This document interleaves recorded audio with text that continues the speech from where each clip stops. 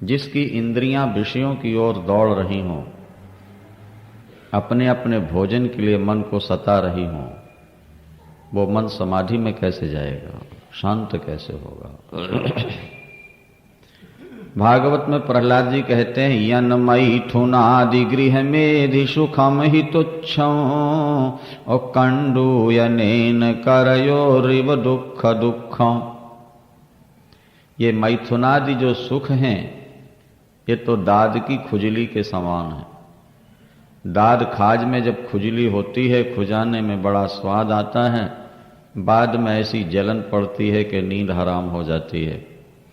इसी तरह संसार के जो मैथुनादि सुख हैं, वे तत्काल तो मीठे लगते हैं, लेकिन बाद में बड़ी ग्लानि होती है और उसके बाद जो समस्याएं खड़ी हो जाती हैं, संतान पैदा हो गई, ममता बढ़ गई, उनकी आवश्यकताएं बढ़ गईं, हर समय व्यक्ति अशांत बना रहता है, हर समय लोभ में घिसा रहता है, ममता में घिसा हुआ व्यक्ति हर समय परेशान रहता है।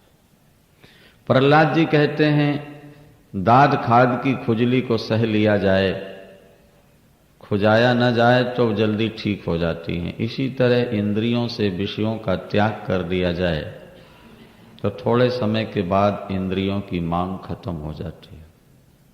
एक बात ध्यान देना है आपको, मन संकल्प करता है और बुद्धि निर्णय देती है। जिसका मन बलवान होता है वो पाप करता है, जिसकी बुद्धि बलवान होती है वो भजन करता है। जो पाप करते हैं उनका मन बलवान होता है और जो धर्म करते हैं उनकी बुद्धि निर्मल होती है। और ये दोनों एक साथ बलवान नहीं होते। किसी के जीवन में मन बलवान होता है और किसी के जीवन में बुद्धि बलवान होती है। बुद्धि बलवान होगी तो मन कमजोर हो जाएगा और मन बलवान होगा तो बुद्धि कमजोर हो जाएगी। जैसे सूरज निकल आएंगे, प्रकाश बढ़ जाएगा तो अंधकार मिट जाएगा और प्रकाश कम हो जाएगा तो अंधकार बढ़ जाएगा। हर व्यक्ति की जिंदगी की यही कहानी है। पाप से मन बलवान होता है, धर्म से बुद्धि निर्मल होती है। मन बलवान होगा, बुद्धि कमजोर होगी, पाप होंगे। इसलिए धृतराष्ट्र और गांधारी, धृतराष्ट्र शब्द का अर्थ ही है जो दूसरे के राष्ट्र को, धन को अपना मन बना ले, उसको धृतराष्ट्र कहते हैं। धृत माने धारण करना होता है। दूसरे की वस्तु को अपनी बना लेना, उसको धृतराष्ट्र कहते हैं। और वो अंधे हैं। उसका संकेत यही है कि हमारा आपका मन ही धृतराष्ट्र है। क्या? माया के बने पदार्थों को मन ने अपना मान लिया है, क्योंकि मन अंधा है। धृतराष्ट्र पांडवों की संपत्ति हड़पने के लिए अपने बेटों को सलाह देते हैं, उनकी ममता में फंस करके गलत काम करते। और दुख तो यह है कि बुद्धि ने भी पट्टी बांध रखी है। बोलो वृंदावन। बीच बीच में बुद्धि गलत काम से रोकती तो है, लेकिन मन इतना बलवान है कि बुद्धि अपना कार्य नहीं कर पाती है। बीच में गांधारी थोड़ा विरोध तो करती है, लेकिन बेटे और पति के सामने उसकी कुछ चलती नहीं। बुद्धि जब कमजोर हो जाती है तो मन की शक्ति बढ़ जाती है, उसका फल सर्वनाश होता है। इसलिए धृतराष्ट्र का सर्वनाश हो गया। आगे आप देखोगे। बुद्धि निर्मल होनी चाहिए और बुद्धि बिना धर्म के निर्मल नहीं होगी। और धर्म करोगे तो अर्थ और काम की प्राप्ति होगी। धर्मात् अर्थश्च कामश्च। धर्मात्, धर्म से अर्थ और काम की प्राप्ति होती है। ये महर्षि वेदव्यास की घोषणा है। रामायण में भी लिखा है कि जिम सारिता सागर मह जाही, जिमि सारिता सागर मह जाही, यद्यपि ताहि कामना नाहि, तिनि सुख संपत्ति बिनहि बुलाए, तिमि सुख संपत्ति भी नहीं बुलाए, कि धर्मशील पाह जाहि सुहाए। समुद्र को जल की अपेक्षा नहीं, सारी नदियां अपना जल समुद्र को ही देती हैं। रेगिस्तान को जल की बड़ी जरूरत है, एक भी नदी रेगिस्तान की ओर नहीं जा रही। समुद्र को ही सारा जल क्यों प्राप्त हो रहा है? इसलिए कि मानसून से जल समुद्र से ही आता है। समुद्र ने दान किया जल का, इसलिए नदियां उसी को वापस दे रही हैं। इसी तरह जब व्यक्ति धर्म का आचरण करता है तो न चाहने पर भी उसके यहां धन आता है, उसकी कामनाओं की पूर्ति होती रहती है। और जब व्यक्ति धर्म नहीं करता तो ना उसको धन मिलता है, ना इच्छाओं की पूर्ति होती है। धर्मात् अर्थश्च कामश्च, धर्म से ही अर्थ और काम। पुण्य पुरुष का महि सुख छाई, रामायण में लिखा है पुण्यात्मा पुरुष के लिए पृथ्वी में जहां जाए वहीं सुख मिलेगा उसको। इसलिए वेद भगवान कहते हैं सत्यम वद और धर्मम चर, सत्य बोलो और धर्म का आचरण करो। बोलिए वृंदावन बिहारी लाल की जय। धर्मम चर, धर्म का आचरण कर। धर्मेण हीना पशु भी समाना, शास्त्र कहते हैं धर्म से हीन व्यक्ति पशु के समान। जिस व्यक्ति ने जीवन में धर्म नहीं अपनाया वो बिना सींग पूंछ का बैल है। धर्म का उपदेश मनुष्य को ही दिया जा सकता है, क्योंकि जानवर में योग्यता ही नहीं है उसे ग्रहण करने। कुत्ते को सारी जिंदगी सुनाते रहो धर्म करो, सत्य बोलो, परोपकार करो, वो काटना तो सीख लेगा, धर्म नहीं सीखेगा, बुद्धि नहीं होगी। इंसान ही धर्म के बारे में कुछ सोच सकता है और कर सकता है। ये मनुष्य का शरीर एक रथ के समान है, जिसमें इंद्रियां घोड़े हैं, मन लगाम, बुद्धि इसमें ड्राइवर सारथी है, जीवात्मा मालिक है। मानो ये इस संसार में शिकार खेलने के लिए आया है। जैसे कोई शिकारी रथ पर बैठ के जंगल की ओर जाता है शिकार खेलने के लिए, उसका लक्ष्य है शिकार। कोई जानवर दिखता है खींच के बाण मारता है। तो भागवतकार कहते हैं कि जीव भी शिकार खेलने चला है, लेकिन इसका लक्ष्य है परमात्मा। ये अपनी चित्त वृत्ति रूपी बाणों को गुरु प्रदत्त मंत्र पर रख करके, माने मंत्र का जप करते हुए चित्त की वृत्ति को परमात्मा से जोड़े, यही लक्ष्य का वेद है, यही लक्ष्य पर बाण मारना है। लेकिन ये ध्यान रखना, भजन तो बहुत लोग करना चाहते हैं, कुछ लोग चल भी पड़ते हैं, लेकिन रास्ते में बहुत खतरनाक शत्रु खड़े हुए, उनसे पार कर लो तो परमात्मा मिल जाए। केवल चलने से परमात्मा नहीं मिलेगा, केवल भजन प्रारंभ करने से परमात्मा नहीं मिल जाएगा। ये बीच में जो शत्रु खड़े हैं इन पर विजय पालोगे तब परमात्मा मिलेगा। वृंदावन।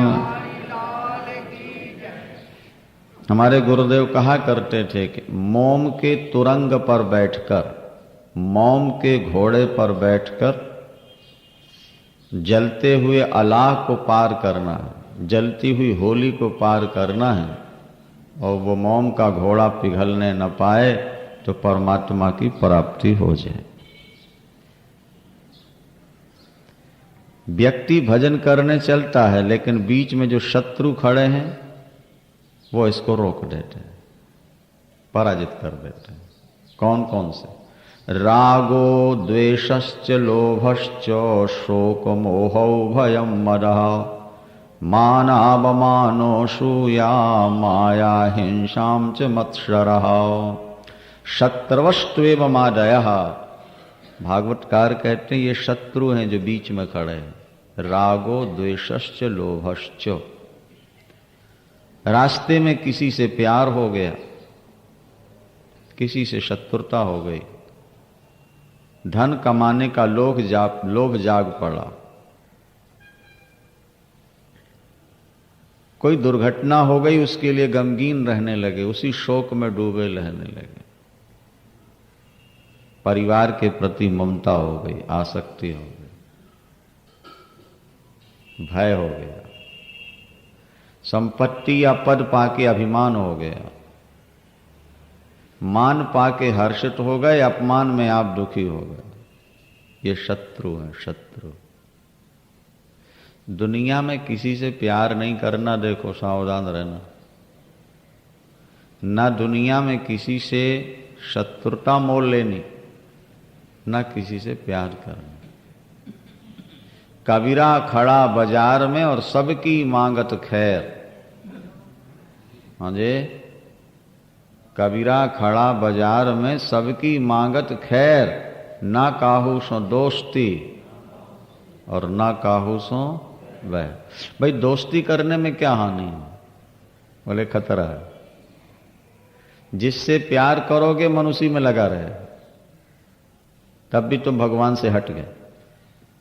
और शत्रु बना लिया तो मन शत्रु में लग जाएगा, तब भी भगवान से हट गए। मन ईश्वर में तब लगेगा जब तुम्हारा मन न्यूट्रल रहेगा। एक न्यूट्रल गियर होता है ना मोटर में, स्कूटर में। न्यूट्रल गियर में गाड़ी हो, फुल रेस्ट दीजिए आप, जहां की तहां खड़ी रहेगी। और गियर में गाड़ी फंसी और भागी, तुम्हारा मन राग रूपी गियर में फंस गया या द्वेष रूपी गियर में फंस गया, भाग जाएगा।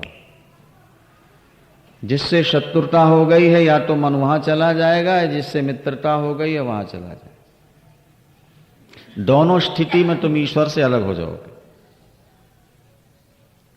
इसलिए ना दोस्ती करना ना दुश्मन बनाना, ताकि मन बिल्कुल न्यूट्रल रह करके परमात्मा का चिंतन करता रहे। एक एक श्वास आपकी बहुत कीमती है। कल आपने सुना अजामिल ने एक बार नारायणी तो कह दिया पुत्र के ब्याज से,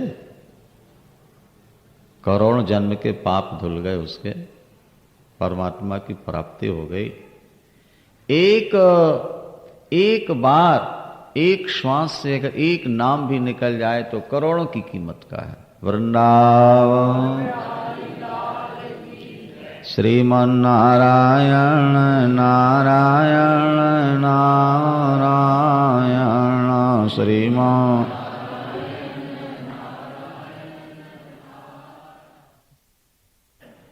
अगर आप चारों धाम की यात्रा में जाना चाहते हैं तो सन 70-72 मॉडल की कार पसंद करेंगे कि 88-89 की? हाँ जी, क्यों? 70 में चल पड़ो। बोले महाराज बीच ही में रह जाएंगे क्या?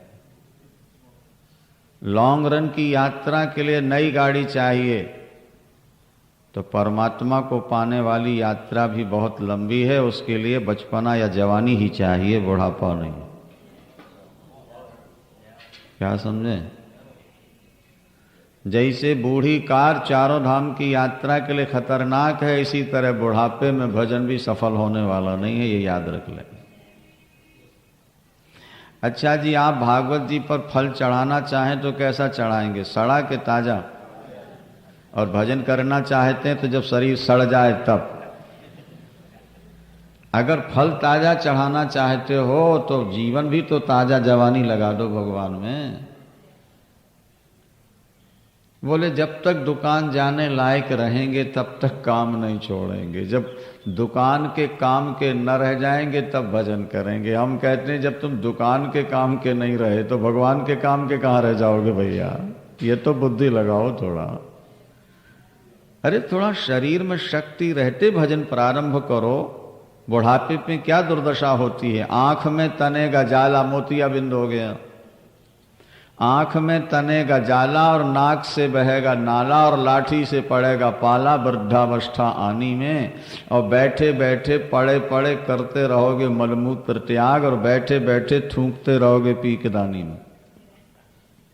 क्या भक्ति क्या करोगे जब शक्ति रहेगी ना राम नाम बोलने तेरी बद्ध बानी में। इसलिए जप साधन जोग कर और भोग से वियोग कर, राम को मत भूल मत वाले जवानी में। क्या जवानी, जवानी एक ऐसी अवस्था है, चाहे भोग भोग लो चाहे जोग साध लो, भोग और जोग दोनों जवानी के हैं। बुढ़ापे में ना भोगों के लायक रह जाओगे और ना भजन के लायक रह जाओगे। अगली न पिछली बारे जाऊं बिचली, बोलो वृंदावन। ये पंजाबी की कहावत है। अवस्था ना तो अगली काम की है ना पिछली काम की है, अवस्था तो बीच में। और इसी समय लोग सोचते हैं नोट कमा लें, घर बसा लें, फिर भजन कर लेंगे। ऐसा कहने वाले तो करोड़ों। जिसने जवानी में भजन नहीं किया, वृद्धावस्था में उससे भजन नहीं हो सके। भगवान राम योग वासिष्ठ में कहते हैं, वैराग्य प्रकरण पढ़ के देखो, वो कहते हैं गुरुदेव बुढ़ापे में भजन की तो बातें ही नहीं करनी चाहिए। बुढ़ापे में भजन क्या हो। बड़ा सुंदर रूपक है वहां, सुनने लायक। भगवान राम कहते हैं गुरुदेव जवानी और बुढ़ापे का संघर्ष हुआ, युद्ध हुआ, दोनों में कुश्ती हुई। बुढ़ापे ने जवानी को पराजित कर दिया। विजय किसकी हुई बोलो? बूढ़े की। जवानी हमेशा बुढ़ापे से हारती है, यह ध्यान रखना। कोई व्यक्ति नहीं चाहता मैं बूढ़ा हो जाऊं। नौजवान बने रहने के लिए बड़े उपाय किए जाते हैं, लेकिन अंत में जवानी पराजित होती है और बुढ़ापा विजयी हो जाता है। और जो विजयी होता है वो भंगड़ा पाता है, और जो पराजित होता है वो मातम मनाता है। ठीक है? तो भगवान राम कहते हैं जवान बुढ़ापे में क्या होता है, एक तो व्यक्ति के 3 पैर हो जाते हैं, बिना सोटी लिए चल नहीं पाता, 2 की जगह। और जब चलता है तो कहीं पैर रखता है, कहीं उसका पैर पड़ता है। तो नाचने वाले थिरकते ही तो हैं, पैरों की गति यहां वहां होने लगे, यही तो नृत्य है। तो बुढ़ापे ने जब जवानी पर विजय प्राप्त की तो भंगड़ा पा रही है जब बुढ़ापा। देखो जो लाठी लेके चलता है ठुक ठुक होती, जैसे ढोलक में ठुक ठुक करती, और खांसी भी खुर्र खुर्र आती रहती है। नहीं, आगे से खुर्र खुर्र होता है, पीछे से अपान वायु निकलती है, लाठी ठुक ठुक हो रही है, पैर कहीं के कहीं पड़ रहे हैं। माने बुढ़ापा विजयी होकर के भंगड़ा पा रही है और कह रही है देखो हमने जवानी पर कैसे विजय प्राप्त कर ली। उस बुढ़ापे में भजन क्या हो? समय रहते जागना है। ये संसार में अपना कोई नहीं भैया, सब सपना है। उमा कहो मैं अनुभव अपना, ओ सत हरि भजन जगत सब सपना। नानक कहत सब जग मिथ्या, ज्यों सपना रहनाई।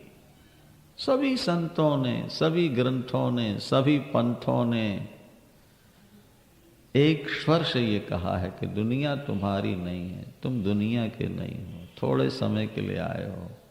अगर भोग भोगते रहोगे तो जन्म जन्म टेंशन में रहोगे, तुम हर जन्म में रोते रहोगे।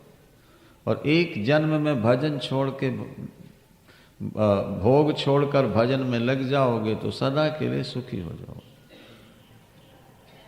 एक उदाहरण से बात समझो ना भाई। एक चने का दाना है या कनक है, गेहूं है, सामान्य तौर पर ऐसा लगता है कि 1 साल पुराना है, 2 साल पुराना है, लेकिन विचार की दृष्टि से देखोगे तो अरबों खरबों वर्ष पुराना है। क्या समझा? जो चना और गेहूं हमको दिख रहा है ये वर्ष 2 वर्ष पुराना नहीं, ये तो अरबों खरबों वर्ष पुराना है। क्योंकि चने से झाड़ निकलता है और झाड़ से फिर चना पैदा होता है। इसको बीजांकुर कहते हैं हमारे यहां, बीजांकुर न्याय। बीज से अंकुर, झाड़, उससे फिर बीज, और बीज से फिर झाड़, फिर बीज। हमारी आपकी स्थिति क्या है? यही तो है। हम कर्म करते हैं, उसका फल भोगने के लिए जन्म लेते हैं, जन्म लेते हैं फिर कर्म करते हैं, कर्म का फल फिर जन्म है, फिर जन्म लेते हैं। जन्म और कर्म ये परंपरा चली आ रही। अच्छा, उस चने को या कनक को भूंज दो या कूट दो, वो अरबों खरबों वर्ष की जो उसकी जिंदगी परंपरा थी वो खत्म। अब उसमें अंकुर नहीं निकलेगा। इसी तरह भगवान कहते हैं, रे जीवो तुम अरबों खरबों जन्मों से जन्म और मर रहे हो, एक बार मेरे भजन में अपने अंतःकरण को जला दो, भूंज दो, वो तुम्हारी जन्म लेने वाली परंपरा खत्म हो जाएगी, मर के सीधे मुझे प्राप्त हो जाओगे। क्या समझे? तो ये जो परंपरा है इसको काटनी है। जन्म लिया, कर्म कर रहे हैं, और कर्म करोगे फल भोगने लगे, फिर जन्म लेना, तो जन्म लेके फिर कर्म करना, कर्म का फल फिर भोगने के लिए जन्म लेना, तो जन्म और कर्म, जन्म और कर्म। ये जन्म और कर्म की परंपरा को काटना है तो कर्म छोड़ दो। अगर बिना कर्म किए नहीं रह जाता तो तदर्थम कर्म कौनते हो, मुक्त संगा समाचरो। तदर्थम कर्म, उसके लिए कर्म करो, ईश्वर के, फिर उसी के लिए पैसा कमाओ तो उसी में लगाने के लिए, कथा सुनो उसी की, दर्शन करो उसका, हाथ से सेवा करो उसकी, पूजा पाठ ध्यान, कर्म जो करना है उसके लिए करना है, उसकी आज्ञा समझ के करना है। बाल बच्चों का भरण पोषण भी करना है तो ये समझ के कि जैसे भरतलाल जी को 14 वर्ष के लिए अयोध्या दी राम ने, के संभालो मैं आके ले लूंगा, इसी तरह इन बच्चों को भी भगवान ने हमारे पास कुछ दिन के लिए भेजा है कि इनको संभालो। तो इन्हें संभाल देना है, ये हमारे नहीं हैं, ये तो प्रभु के हैं। एक दिन या तो हम चले जाएंगे या ये प्रभु अपने पास ले जाएंगे। थोड़े दिन का संबंध है, हम प्रभु की आज्ञा का पालन कर रहे हैं।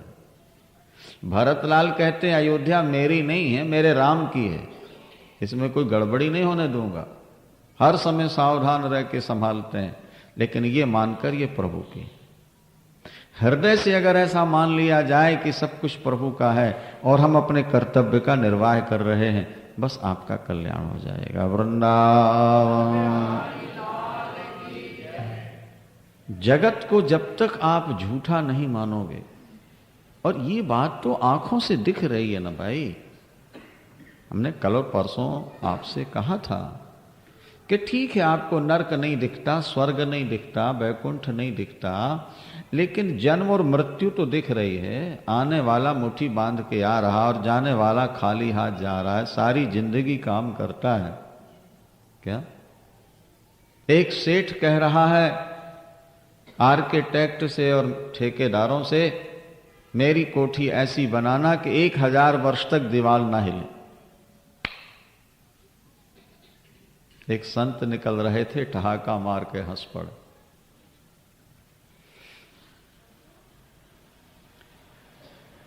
बड़े सिद्ध संत थे। दूसरी बार अपने बेटे को गोद में लेकर के भोजन कर रहा है। बेटे ने पेशाब की सीधी धारा थाली में जा गिरी। आवाज लगाई पत्नी को, उठाओ उठाओ, पेशाब कर दी इसने, सारा भोजन खराब कर दिया। पत्नी जवाब देती है, पूत का मूत गंगा का पानी बराबर होता, खा जाओ कोई फर्क नहीं पड़ता। बोलो वृंदावन। क्या? पूत का मूत और गंगा का पानी बराबर।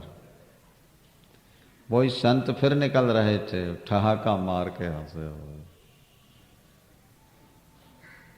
सेठ का माथा ठनका, बात क्या है। तीसरी घटना फिर घट गई।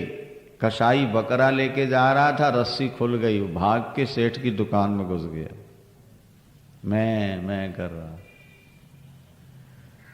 सेठ ने कहा भैया छोड़ दे। बोले 2 रुपए में खरीद के लाया हूं, पहले की बात है। सेठ जी बोले 1 रुपया ले ले। बोले 2 में खरीद के लाया, 1 कैसे ले लूं, 2.25 लूंगा। 1.25 रुपया ले ले, 1.5 ले ले। पकड़ा कान उसने बकरे का, मैं करते ही पकड़ के ले गया। उस जाते जाते कसाई ने कहा 2 दे दो, छोड़ दूंगा। 8 आने नहीं दे। वो संत फिर निकले, फिर ठहाका मार के हंसे, वाह रे प्रभु तेरी लीला वृंदावन। अब सेठ जी गए। जैनियों के ग्रंथ में ये कथा आती है, जैन जातक में उनका स्थानिक होता ना, जहाँ ठहरते हैं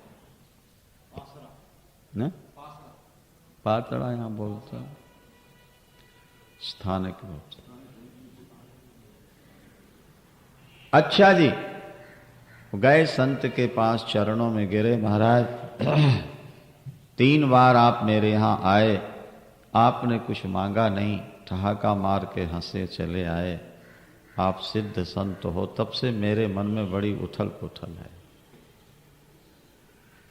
आपके हंसने का कारण क्या था? उन्होंने कहा रे सेठ जी काम करो, पैसे बटोरो भैया, क्या करना है सब बातें सुन सुना करके, मौज लो। नहीं स्वामी जी बता दो, आपकी हंसी का कारण क्या था? बहुत पीछे पड़ा तो फिर संत ने कहा सुन ले। पहली बार हंसा था कब? जब तूने कहा था मेरी कोठी की दीवारें 1000 वर्ष तक नहीं हिलनी चाहिए, तब मैं इसलिए हंसा था कि तेरी जिंदगी की दीवारें 1 महीने में हिल जाने वाली हैं, तू 1 महीने के अंदर मर जाएगा। जो 1 महीने के अंदर मरने जा रहा है वो 1000 वर्ष के लिए कोठी बनवा रहा है, इसलिए हंसा। और दोबारा कब हंसा था? पूत का मूत गंगा का पानी, मालूम है? वो बेटा वो पहले जन्म में तेरी पत्नी का यार था, और तुझे पता लगा, तूने उसको मरवा दिया था। अब वो तेरा बेटा बन के आया है। जब तू मरेगा तो जो कोठी तू बनवा रहा उसी में शराब पिएगा और वेश्याओं को नचवाएगा, ऐश करेगा। क्या? और तीसरी बार मैं तब हंसा था जब बकरा मैं कर, वो तेरा बाप था। उसने पाप कर कर के पैसे कमाया तेरे लिए, और पाप के कारण बीच में कई बार ऐसी स्थिति आई कि मरवा दिया लोगों को। पैसे के लिए दुश्मनाई होती। निरपराधी को तुम्हारे पिता ने मरवाया था, इसलिए बकरा बना है। वो मैं कर रहा था, उसको याद आ गई ये दुकान मेरी है, छुड़ा लो, तो तुमने 8 आने ज्यादा नहीं दिए, वो कसाई ने काट दिया। और ये दोनों बातें तब सत्य मानना जब 1 महीने के अंदर तुम मर जाओ। बोलो वृंदावन। 1 महीने मृत्यु हो जाए तो बाकी दोनों घटनाएं भी सही मान लेना, और नहीं तो झूठी। और ठीक 1 महीने के अंदर ही मृत्यु हो।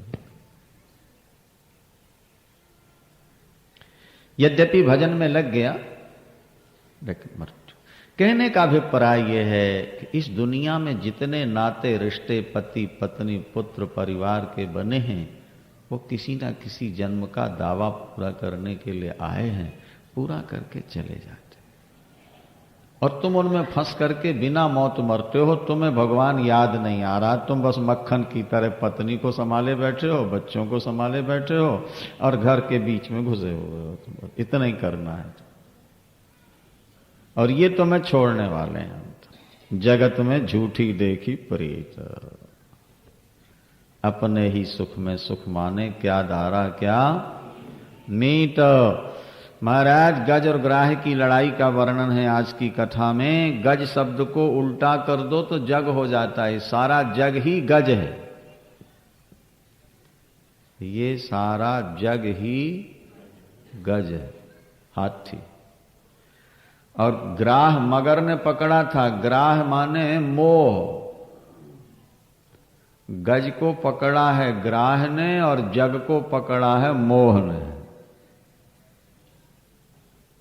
मोह समझते हो नहीं? मेरा और मैं, इसको मोह कहते हैं। मेरा और मैं, इसका नाम है मोह। मजे की बात यह है कि गज की सैकड़ों पत्नियां थीं, हजारों पुत्र और मित्र थे, और सभी गजराज के लिए जान देने के लिए तैयार थे। नहीं,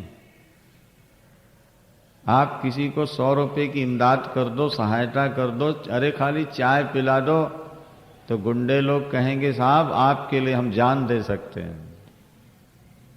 नहीं, लेकिन जान देने का समय आएगा तो दुम दुबा के ऐसे भागेंगे, पता नहीं लगेगा उनका कहाँ गया। ये दुनिया कहती कुछ है और करती कुछ है। हर स्त्री अपने पति से कहती है कि अगर आप मर गए तो मैं सती हो जाऊंगी, मैं नहीं रह सकती दुनिया में। और हजारों लाखों पति मरे लेकिन सती एक भी नहीं होती। और आजकल तो कानून ही बना दिया, हो ही नहीं सकती। 4 दिन रो लेती हैं और बाद में फिर अपने मौज से रहती। और कहती सब ऐसे ही प्यार में। कह देना एक अलग बात है और करके निभा देना वो एक अलग पक्ष है, ये आप समझ। क्या ये दुनिया कहती बहुत है, करती कुछ नहीं है, इसलिए इनके झूठे भुलावे में नहीं आना। नहीं, वृंदावन। अरे बाबा, एक गुरु और चेले जो हमने देखा कि महाराज वो चेला और उसकी पत्नी गुरु के लिए प्राण देने को तैयार थे, तलवे चाटते, गुरुदेव भगवान की जय, गुरुदेव भगवान, गले में लाकट टांगे गुरु का घूमता। पैसों की जरूरत पड़ गई, गुरुजी से मांगा, नहीं दिया गुरुजी ने, तो बोले तुम पाखंडी गुरु हो। बोलो वृंदावन।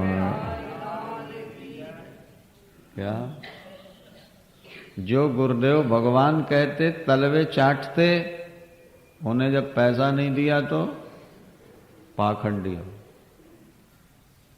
नकली गुरु। ये दुनिया की प्रीति पर विश्वास नहीं करना। एक उदाहरण आपको दे रहे हैं ना भाई, दुनिया में कब कौन सा व्यक्ति उल्टा हो जाए कुछ पता नहीं, इसलिए दुनिया से सावधान रहो। विश्वास करना तो केवल ईश्वर पर, बस। प्यार करना तो केवल ईश्वर से। व्यवहार सबसे करो, दुनिया में आए हो, हंसी खुशी सबसे मिलो, रहो, अपने कर्तव्य का पालन करो। लेकिन ये ध्यान रखो, इन सबको छोड़ के आगे लंबी यात्रा है, इसलिए कुछ आगे के लिए पूंजी इकट्ठी कर लेना चाहिए। गजराज पानी पिला रहा था बच्चों को, इतने में ग्राह ने पैर पकड़ लिया, मगर ने छुड़ाने की कोशिश की, नहीं छूट पाया। आवाज लगाई बच्चों को, पत्नियों को, मित्रों को, एक भी पास में नहीं, सब भाग के मेड़ पर खड़े हो। जिनके कारण फंसा चक्कर में, उन्होंने साथ छोड़,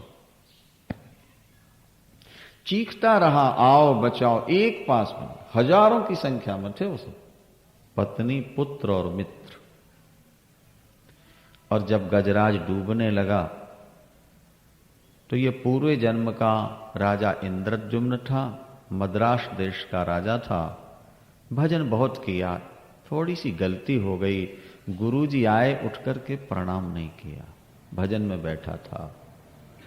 शास्त्र कहते हैं कि भजन के बीच में गुरु आ जाए तो ऐसा मान लो कि गोविंद ही आ गए। वैसे शास्त्र कहते हैं पूजा में बैठ जाओ तो जब तक पूरी हो ना बोलो ना उठो, दोनों बात। पूजन के बीच में बोलना नहीं चाहिए और नहीं बीच में उठना चाहिए। लेकिन गुरुदेव आ जाए तो जितनी पूजा हो गई, बाकी जो बची है वो गुरु की पूजा कर दो, ये समझ के गुरु के रूप में भगवान आ गए। अच्छा, लेकिन उस राजा ने प्रणाम नहीं किया। उठ गुरुदेव ने श्राप दे दिया, मूढ़मती गज बने हाथी। रोया धोया, क्षमा मांगी तो गुरुदेव ने आशीर्वाद दे दिया कि जब डूबने लगेगा तब तुझे भगवान का स्मरण हो जाए। इसलिए जब ये डूबने लगा, जरा सी सूंड रह गई, वहीं कमल का पुष्प लगा था, उसमें हाथ सूंड लगा के भगवान को पुकारा। खाली हाथ नहीं, सुदामा भी खाली नहीं गए कितने दिनों तक। भगवान के दरबार में जाओ, कथा में जाओ तो कुछ लेके जाओ। गरीब हो, एक तुलसी का पत्ता लाके चढ़ाओ, एक पुष्प की पखड़ी चढ़ा दो। और भगवान ने संपत्ति दी है तो फिर उसके आधार। खाली हाथ, गजराज डूब रहा है, खाली हाथ नहीं पुकारता, वहां पुष्प लगा था, वो उसी में सूंड लगा के भगवान को पुकारा।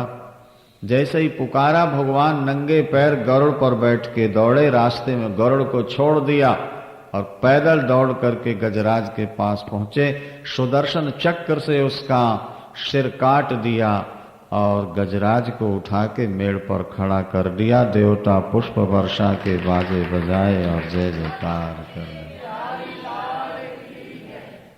देखो, गजराज ने भगवान को सुमन चढ़ाया। बात पर ध्यान दो थोड़ा। पुष्प का एक नाम सुमन भी है, नहीं? कमल का पुष्प पानी में गीला नहीं होता, वो भगवान को चढ़ाया जा रहा है।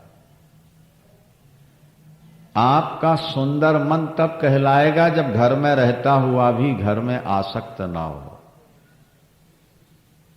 वो मन सुमन हो जाएगा। सुंदर मन सुमन नहीं।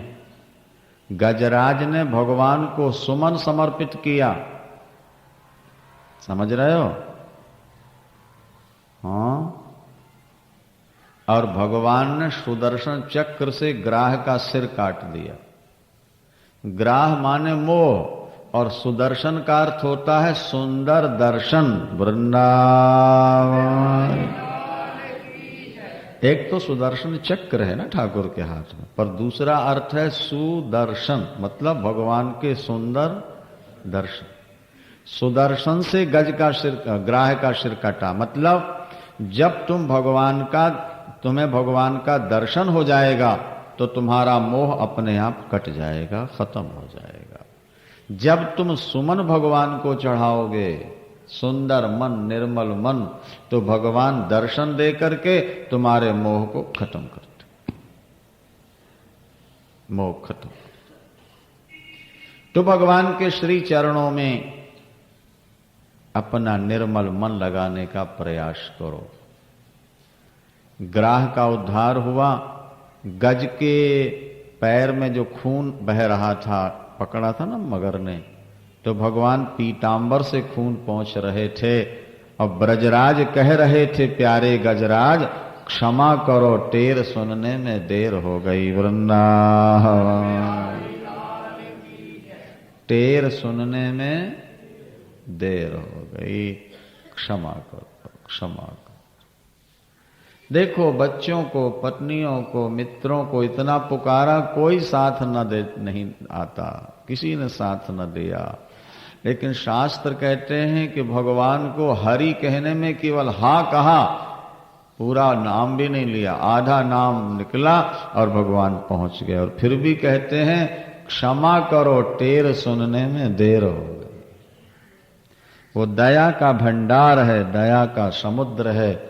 उस ठाकुर के चरणों का चिंतन करते रहो, आपका भला होगा। ईश्वर ही आपका सच्चा मित्र है, पुत्र है, साथी है, संगी है। साथी संगी तज गए को न निभयो साथ, कह नानक या विपत्ति में एक टेक रखो। विपत्ति में एक ईश्वर ही आपका सहायक बनेगा। देखो, शास्त्र ये नहीं कहते कि आप काम छोड़ दो। शास्त्र ये भी नहीं कहते कि आप लंगोटी लगा के जंगल चले जाओ। अच्छा, ऐसा मान लिया जाए कि सारे लुधियाना के लोग जंगल चले जाएं भजन करने, तो क्या होगा? जंगल लुधियाना हो जाएगा और लुधियाना जंगल हो जाएगा। वृंदावन नहीं, सारे व्यक्ति जब जंगल चले गए तो फिर जंगल जंगल कहाँ रह गया? फिर तो वो शहर हो गया, और शहर से सब चले गए तो शहर जंगल हो गया। अर्जुन तो जंगल जाना चाहता है, वन जाना चाहता, प्रभु ने कहा नहीं, कर्म करो। क्षत्रिय के लिए युद्ध करना ही कर्म है, वैश्य के लिए व्यापार करना कर्म है, शूद्र के लिए सेवा उसका अपना कर्म है, ब्राह्मण के लिए यज्ञ पूजा पाठ कथा ये उसका कर्म है। कर्म करो, बस कर्म में दो शर्तें हैं। एक तो कर्म शुभ करो और दूसरे फल की इच्छा मत करो, फिर कर्म आपके लिए बंधन नहीं होगा। कर्म करो, जो मिल जाए ठीक है, इतना ही मिला, ज्यादा मिलना चाहिए, बस वो खतरनाक। एक सेठ जी आए, किसी ने पूछा, सेठ जी सुना है इस बार आपको काफी लाभ हुआ है। ईंटों के भट्ठे थे उनके, पुरानी बात। बोले हमने सुना है कि इस साल आपको 2 लाख रुपए का प्रॉफिट हुआ। तो नीचे सिर के बोले हाँ महाराज हुआ तो है, लेकिन पड़ोसी को 4 लाख का हुआ। क्या समझे आप? हमको 2 का तो हुआ, लेकिन वो खतरनाक बात।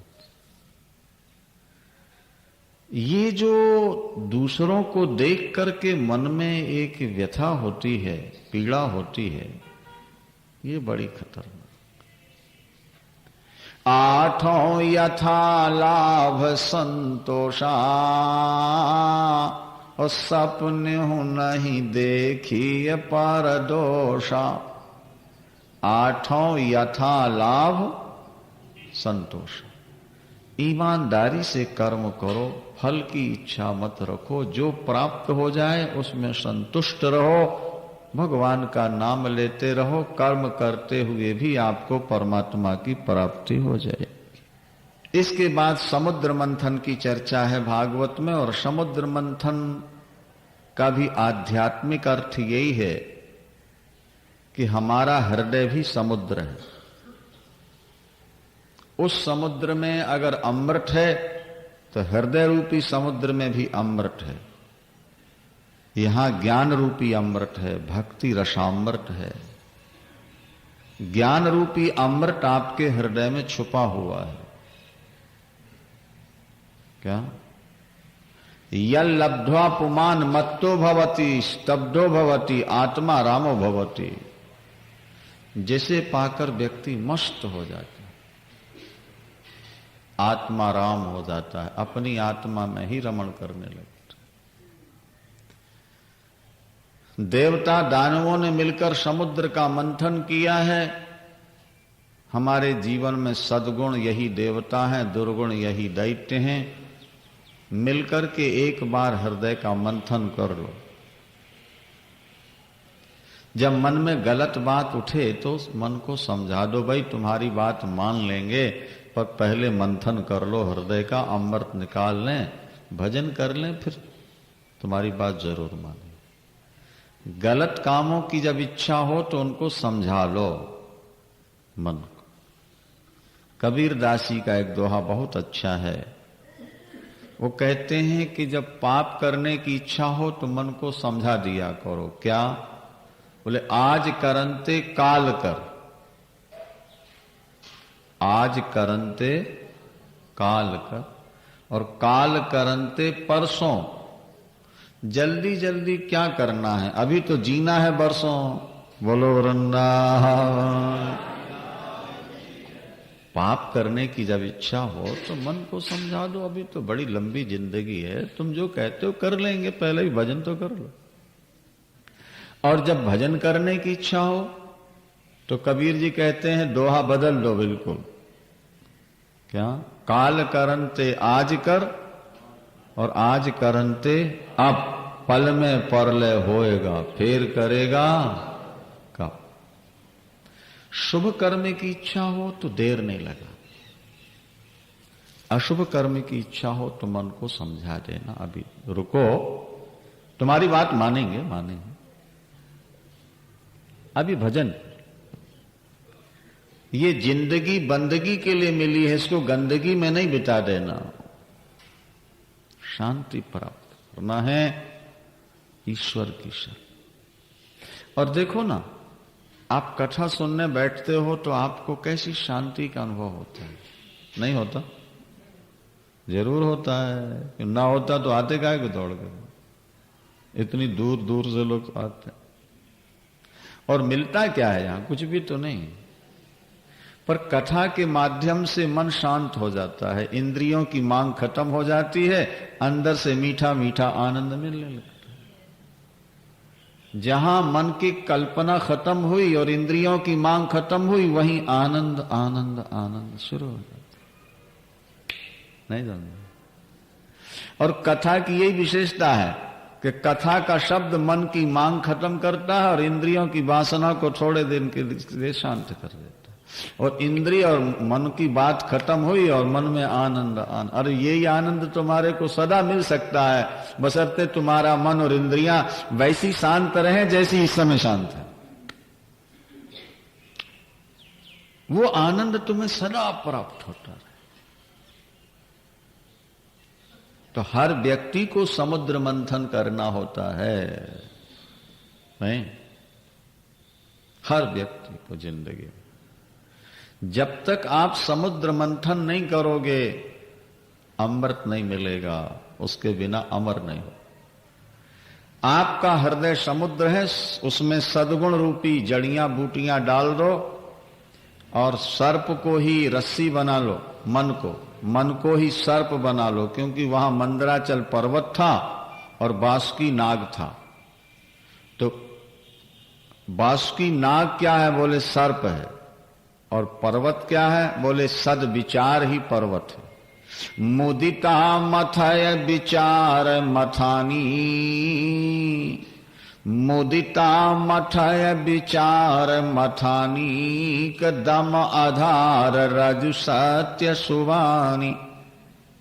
समुद्र मंथन जब हुआ तो मंदराचल पहाड़ को तो मथानी बनाया, रई, और बासुकी नाग को रस्सी उसी पहाड़ में लपेट दिया। आपका मन सर्प है, बड़ा खतरनाक है, ये जहरीला है। ये दुनिया के गड़े मुर्दे उखाड़ उखाड़ के तुम्हारे को दुखी बनाता रहता। इस सर्प को भगवत भजन रूपी विचारों में लपेट दो। क्या समझे? दुनिया से इसको हटाओ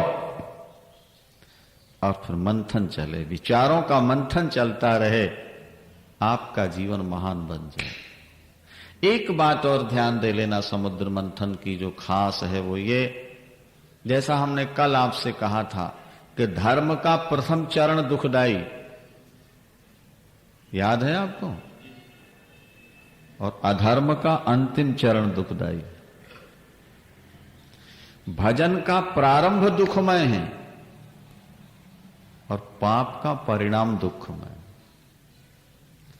भजन थोड़ा दुख देकर बहुत सुख देता है और पाप थोड़ा सुख देकर के अंत में बहुत दुख देता है। अगर पाप में पहले सुख न मिले तो पाप कोई करे नहीं, और धर्म में अगर पहले दुख न मिले तो हर व्यक्ति धर्म करना शुरू कर देगा। यही तो एक चीज है। अच्छा देखो, समुद्र मंथन जो हुआ, भागवत में लिखा समुद्र मंथन जब हुआ तो पहले क्या निकला है मालूम है आपको? हाँ, जहर निकला। और उद्देश्य क्या था? पाना क्या चाहते थे? अमृत। मंथन कर रहे हैं अमृत के लिए और निकल रहा है जहर। व्यक्ति भजन करता है, धर्म करता है सुख पाने के लिए, मिलता है दुख। धर्म और भजन का प्रारंभ दुखमय है, ये आप समझ लें। नहीं, ये लड़की जब कान छिदाती है, नाक छिदाती, बहुत रोती है, बड़ी रोती है। और बाद में बाली वाली पहने रहती, जरा झटका लग जाए खून आ जाता, फिर रोती है, मम्मी मम्मी।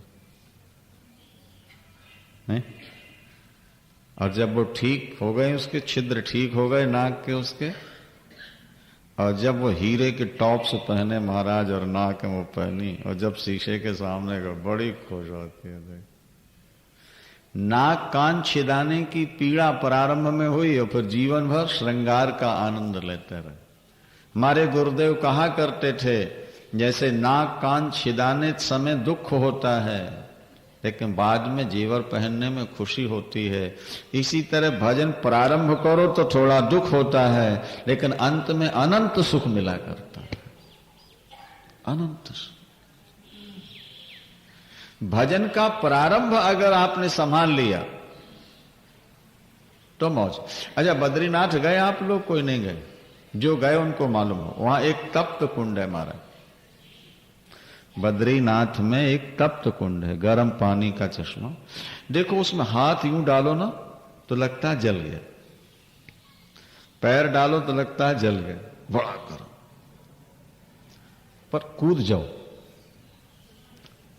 बस, फिर तो महाराज बाहर निकलने की इच्छा ही नहीं होती।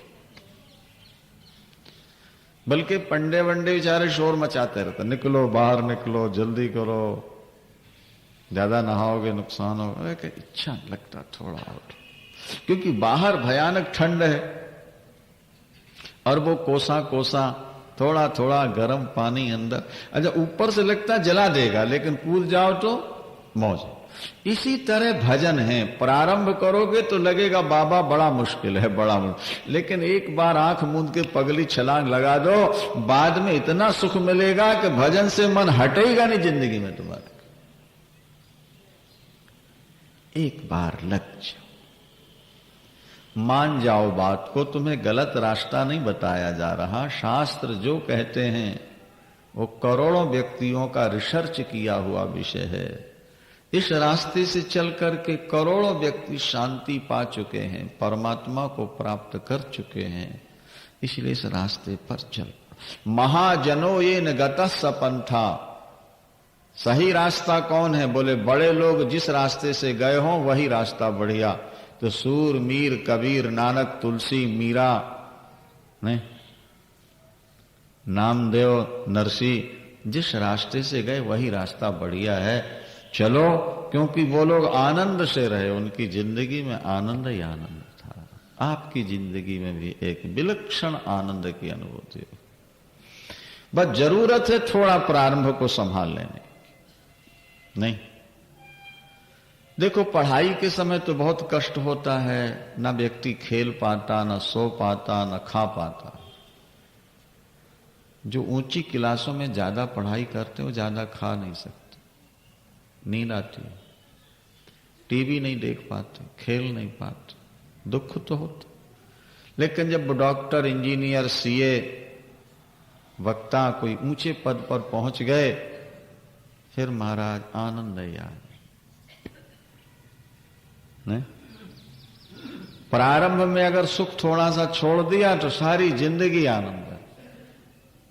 और बचपन में बाबू खेलते रहते तो आज भीख मांगते रहते।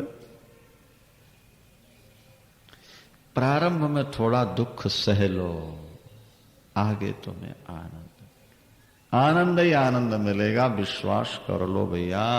बोलो वृंदावन। अच्छा, एक बात बस ध्यान दे लेना, फिर आपको बावन भगवान की कथा सुना देते हैं। देखो, नारायण जी ने पहले ये बात कह दी थी देवताओं से कि जब तुम समुद्र मंथन करोगे तो पहले जहर निकलेगा, लेकिन जहर से डरना नहीं, घबराना नहीं। न भेतव्यम कालकूटात, ये भागवत का वचन, न भेतव्यम कालकूटात विशालात जलदि संभवात। देखो, जहर निकले तो घबराना नहीं। और दूसरी बात में और सावधान किया, रत्न मिले तो लुभाना नहीं। देखो, दुख जितना खतरनाक है, सुख उससे ज्यादा खतरनाक है। ये आप समझ के रखना अच्छी तरह से। अगर दुख सहन नहीं होता तो सुख भी सहन नहीं होता। सुख पाकर के लोग पागल हो जाते हैं, पागल। उनको ईश्वर दिखाई नहीं देता, धर्म कर्म पूजा पाठ दिखाई नहीं देती, वो तो सेक्स के पुतले बन जाते हैं। क्या उनके जीवन में तो अर्थ और काम एकदम भरा पड़ा, अंधे हो जाते। भागवत में लिखा है, संसार का सुख व्यक्ति को अंधा बना देती। जैसा तो नारायण जी ने दो बातें कही, यहां ध्यान रखना। जहर निकलेगा, उससे घबराना नहीं, और रत्न निकलेंगे, उनमें लुभाना नहीं, और नहीं तो अमृत नहीं मिलेगा। यह हमारे आपके जीवन के लिए एक संकेत है बाबू, समझ लो। भजन करते दुख आए तो घबराना नहीं, और भजन करते ज्यादा नोट आने लगे तो छुपा के रखना नहीं। बोलो बांके। उनको ज्यादा पकड़ के मत रखना। ये तो तुम्हारी परीक्षा है, परीक्षा। ठाकुर तुम्हें नोट देकर ये देखना चाहता है कि तुम सचमुच में मेरे भगत हो कि नोटों के भगत हो। ये थोड़े से भजन का इतना फल है, ज्यादा कर लोगे तो। एक चोर रात्रि में किसी राजा के यहां घुसा चोरी करने, पेटी उठाने वाला था। राजा के शब्द कान में पड़ गए, जरा ध्यान से सुनो बात को। राजा अपनी पत्नी से कह रहा है, अपनी एक ही बेटी है, बेटा तो है नहीं। अपने संस्कार भजन करने वाले हैं देवी, अगर कोई सात्विक लड़का मिल जाए तो उसके साथ ब्याह कर दें, राज्य भी उसको दे दें, और अपन चल के हरिद्वार गंगा किनारे भगवान का भजन करें। तो सात्विक व्यक्ति कहां मिलेगा? तो मंत्री से कहने लगे कि अमुक जगह बहुत सारे महात्मा रहते हैं, वहां चले जाओ, उन सब से प्रार्थना करो, अगर कोई महात्मा स्वीकार कर ले बेटी को तो वो सात्विक होगा, क्योंकि जो भजन में लगा है वो गलत तो होगा नहीं। कभी कभी होता है कुछ लोग भजन करके थोड़े समय के बाद मुड़ जाते हैं, तो प्रार्थना करो। चोर सोचने लगा, क्यों ना मैं ही महात्मा बन के बैठ जाऊं उनके बीच में, नहीं समझा, और कहीं मेरा नंबर आ गया, अभी तो एक पेटी उठाने आया, पकड़ गया तो मारा जाऊंगा, फिर तो सारे राज्य का मालिक बन जाऊं। महाराज उसने सुबह सुबह अपने नकली बाल खरीद के जटाएं बना ली, सारे शरीर में उसने भस्मी लगा ली, राख वाग लपेटी और धूनी रमा के जाके बैठ गए। कहां? महात्माओं के। अब मंत्री महोदय गए सभी संतों के चरणों में प्रार्थना करते हैं। संतों ने कहा, भैया जैसे अपना किया हुआ बमन खा लो फिर बमिट हो जाए, अपना किया हुआ बमन जैसे खाया नहीं जाता, इसी तरह एक बार जिन विषयों को त्याग दिया फिर उनको दोबारा ग्रहण नहीं किया जा सकता। हम तो अपना भजन करेंगे, हमको न राजकुमारी चाहिए और न राज्य चाहिए। वो तो भजनानंदी महात्मा प्रार्थना करते करते जब इनके पास आए ना श्रीमान जी के, तो इन्होंने कहा देखो हमारी अब शादी वादी की कोई इच्छा तो नहीं है, लेकिन अब पिताजी ने एक बार कहा था कि बेटा एक आध संतान पैदा करके फिर भजन में लगना।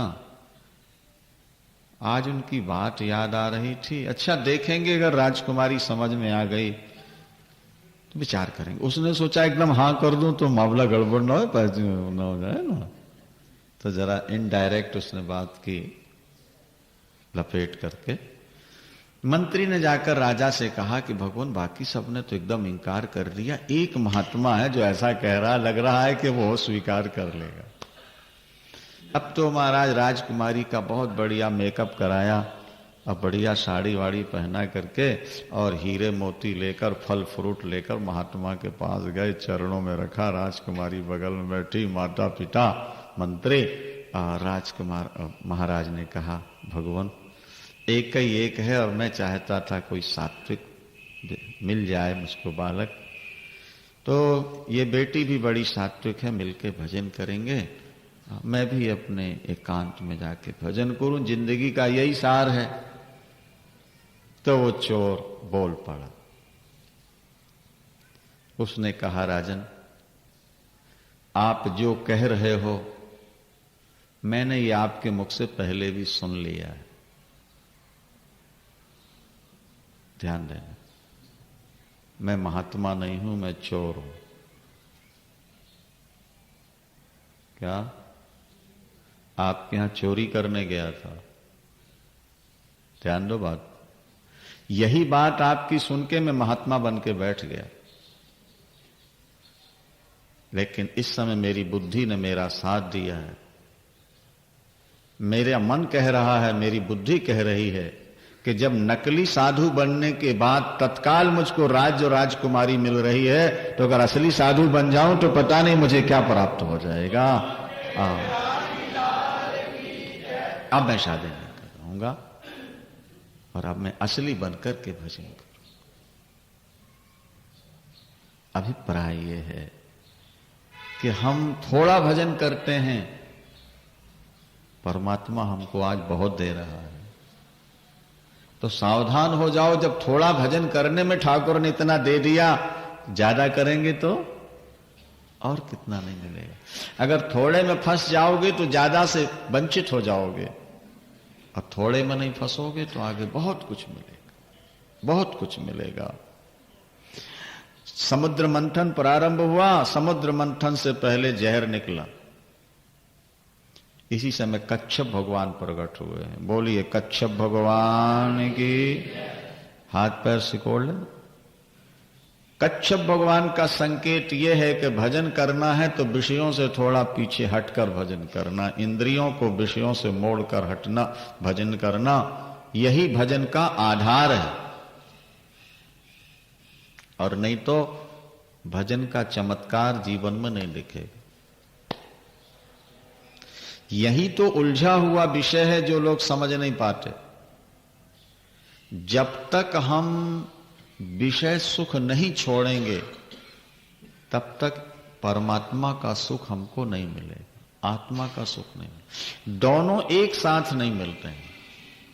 हमारी स्थिति यह है कि हम चाहते हैं विषय सुख भी ना छूटे और ईश्वर सुख भी मिल जाए। बस इस द्वंद्व में हमारी जिंदगी हमेशा खींचातानी में रहती है, और वही होता है अंत में, न खुदा ही मिले, न खुदा ही मिले, न विशाले सलम, न इधर के रहे न उधर के रहे, धोबी का कुत्ता घर का न घाट। हम ये जो खींचातानी में लगे रहते हैं, हम चाहते हैं कि हमारा संसारी सुख भी न छूटे और भगवान का आनंद भी हमको मिल जाए। बस यही खतरा है। अगर एक बार विश्वास लेकर के इंद्रियों को वश में करके और फिर हम भजन में लग जाएं तो उसका स्वाद कुछ दूसरा ही होगा। भैया बोलो वृंदावन। जैसे कोई व्यक्ति ये सोचता हो कि हम जागृत का आनंद भी लेते रहें और साथ में स्वप्न का आनंद भी मिल जाए। बोलो। भूतपूर्व राष्ट्रपति राधा कृष्णन थे। राधा कृष्णन बहुत बड़े फिलासफर वो हुए, बहुत बड़े विद्वान थे। उन्होंने गीता की टीका इंग्लिश में लिखी है। तो एक चैप्टर है उनका, एक दृष्टांत उन्होंने दिया है। एक कुम्हार जब सोता उसको स्वप्न आता, मैं सिंहासन पर बैठा हूं, मेरे बगल में एक दिव्य रानी बैठी हुई है, खाने पीने की हर चीज मौजूद है और सोल्जर सिपाही सब सामने खड़े हुए, जो इच्छा होती है तत्काल पूरी होती है। स्वर्ग की अप्सरा जैसी पत्नी है, दिव्य महल है और सिंहासन है। जब सोए स्वप्न आए वही तत्व, और जब जागे तो घास की झुपड़ियां और चक्का और माटी वही नजर आए। वो लिखते हैं राधा कृष्णन कि जब बार बार उसको वही स्वप्न आने लगा, नहीं, बार बार जब उसको वही स्वप्न आने लगा ना, उसको जागृत से वैराग्य हो गया। वो सोचता था कि मुझको हमेशा नींद आई रहे तो अच्छा है। अब पत्नी से भी वैराग्य हो गया, उस काम से भी वैराग्य हो गया, क्योंकि जब तक जागेगा वो स्वप्न का देखेगा नहीं, नहीं? और उसमें इतना स्वाद है कि वो छोड़ा जाता नहीं, और बिना सोए बिना दुनिया को भूले वो दिखेगा नहीं। तो महाराज वो लिखते हैं राधा कृष्णन के, उसको जागृति से, जागने से वैराग हो गया। वो यही कोशिश करता था कि मैं सदा सोता हूं, बस वो खा पी ले और फिर कोशिश करे कि मैं सो जाऊं, सो जाओ, बस वो मिल जाए, वो दिव्य भोग मिल जाए। दोनों एक साथ नहीं मिल सकते ना। जागृत में तो घास की झोपड़ी और माटी और चाक है, और जब जगत को भूल गए तो दिव्य राज्य। बस यही स्थिति भजन में। जब तक तुम भजन करते करते दुनिया को भूल नहीं जाओगे, तब तक भजन का आनंद नहीं मिलेगा तुमको, ईश्वर का आनंद नहीं मिल सकता। जागते रहोगे, विषयों की ओर देखते रहोगे, तो भजन करते भी वो आनंद नहीं मिलेगा तुमको। एक बार दुनिया से मन को हटाओ सही दिल से और ईश्वर में लगा लो, और फिर देखो कैसा आनंद है। वृंदावन। अच्छा, समुद्र मंथन में जब जहर निकला तो भगवान शंकर को पिलाया गया। शंकर भगवान की, क्योंकि भगवान शंकर हैं विश्वास। भवानी शंकरौ वंदे श्रद्धा विश्वास रूपिणौ। श्रद्धा और विश्वास रूप। फिर रत्न निकले हैं, रत्नों में लुभाए नहीं, छोड़ते गए, क्योंकि लक्ष्य है अमृत। दैत्यों ने संपत्ति संभाली, इसलिए उनको अंत में शराब मिली और देवताओं को अमृत मिला। यह भी एक संकेत है, ध्यान देना। जो ज्यादा संपत्ति संभालते हैं वो सोरा सुंदरी के चक्कर में फंस जाया करते हैं, और जो त्यागते हैं वो ज्ञान रूपी अमृत प्राप्त करे। देवताओं ने संपत्ति नहीं ली, वो देते गए। भगवान ने कहा था कि ज्यादा फंसना नहीं तुम धंधे। लक्ष्य है ज्ञान रूपी अमृत। धन आए तो सड़क पर नहीं फेंकना, उसको आग नहीं लगाना है लोटों में। धन आए आने दो, और उसके बाद देखो कि इसकी जरूरत किसको है, कहां इसकी आवश्यकता है, और इसका उपयोग कहां किया जा सकता है। अपने खाने के लिए, अपने खर्चे के लिए, अपने बेटों के लिए कर लो। एक हमारे मित्तल जी हैं जालंधर के, ये अच्छूराम जी के रिश्तेदार हैं। एक बड़ी अच्छी बात उन्होंने सुनाई। बोले जब हमने अपने पिताजी से अपने प्रॉफिट की बात कही कि हम फैक्ट्री लगा रहे हैं, इतना प्रॉफिट होगा, तो बोले हमारे पिताजी बड़े बुद्धिमान थे। उन्होंने दो बातें कही। उन्होंने कहा बेटा जो लोग ज्यादा धन कमाते हैं वो अपने बेटों को या तो आलसी बनाते हैं या चरित्रहीन बनाते हैं। धनवानों के बेटे या तो आलसी होते हैं नंबर 1 के, या चरित्रहीन हो जाया करते हैं। एक पीढ़ी नहीं होगी तो अगली हो जाएगी, वो नहीं होगी तो अगली हो जाएगी। क्योंकि जब तक आलसी और चरित्रहीन नहीं होंगे तब तक संपत्ति जाएगी नहीं, और संपत्ति एक जगह रुकती नहीं, वो तो 1-2 पीढ़ियों के बाद जाती है। तो जहां ज्यादा संपत्ति आती है वहां औलाद या तो चरित्रहीन हो जाती है या फिर आलसी हो जाती है। अपने ब्याज खाओ और पड़े रहो, ऐश करते रहो। इसलिए ज्यादा संपत्ति नहीं कमाना, बोले पिताजी ने कहा, और ज्यादा आ जाए तो धर्म करते रहे। नौका माही जल बढ़े और घर में बाढ़े दाम, दोनों हाथ उलीचिए यही सयानो। दैत्यों ने संपत्ति संभाल ली, इसलिए वो शराबी हो गए, और देवताओं ने संपत्ति की ओर ध्यान नहीं दिया, इसलिए उनको अमृत मिल गया। ज्ञान रूपी अमृत साधक को मिल सकता है यदि संपत्ति में ज्यादा आसक्ति नहीं होगी तो।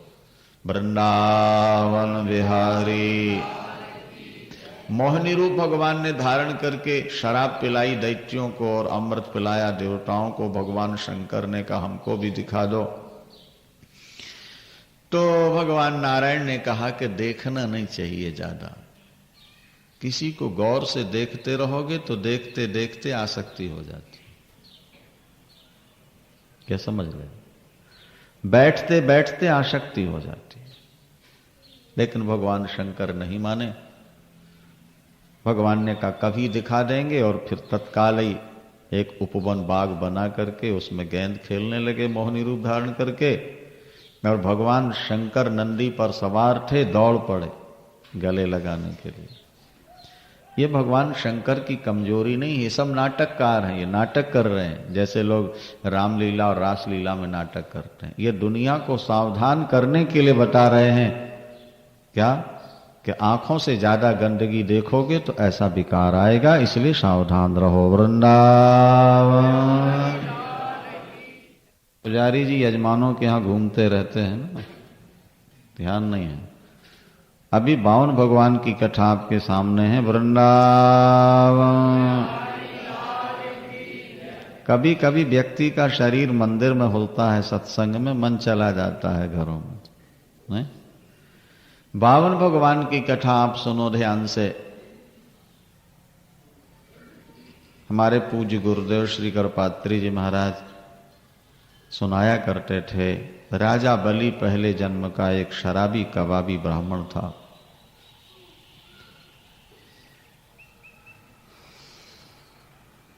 व्यक्ति कुसंग में पड़ के गलत काम करने लगता है और सत्संग पाके कुछ शुभ काम भी कर देता है। गलत काम का फल नरक है, सत्कार्य का फल स्वर्ग है। कुसंग से गलत कार्य होते हैं और सत्संग से सत्कार्य होते हैं। इसलिए शास्त्र बार बार जोर देते हैं बड़ों का संग करो। एक राजा के हाथ में सोने की अंगूठी में अगर सामान्य कांच भी लगा दिया जाए तो देखने वाले सोचेंगे ये कोई हीरा है। और भिखारी के हाथ में अगर हीरा भी पहना दिया जाए अंगूठी में तो लोग सोचेंगे कांच। अरे कांच हीरा कैसे हो गया और हीरा कांच क्यों हो रहा है भाई? संग के कारण। ये भिखारी के पास हीरा कहां? छोटे का साथ करके हीरा कांच की तरह लगने लगा और राजा का संग करके कांच भी हीरा जैसे कीमती। बड़ों का संग करोगे तुम्हारे जीवन में बड़प्पन आ जाएगा। छोटों का साथ करोगे तुम छोटे बन जाओ।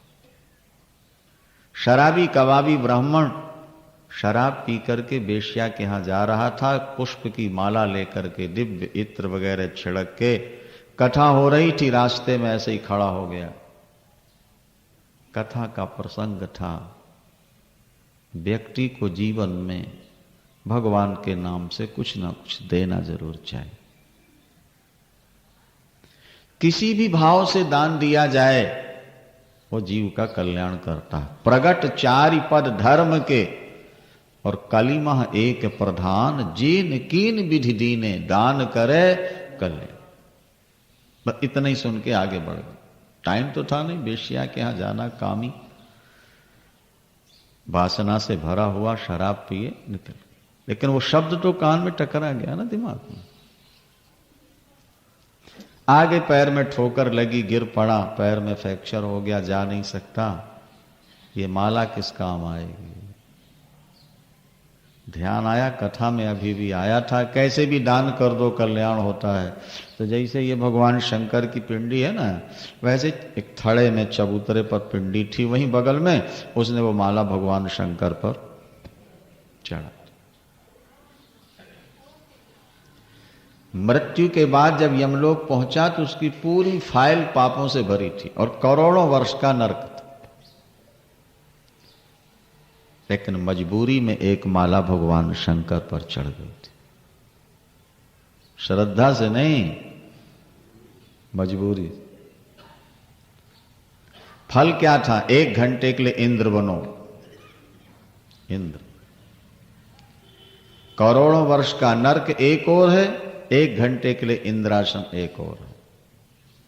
पहले नरक जाओगे या इंद्र बनोगे? कहने लगा इंद्र बना दो। नरक का समय तो बहुत लंबा है।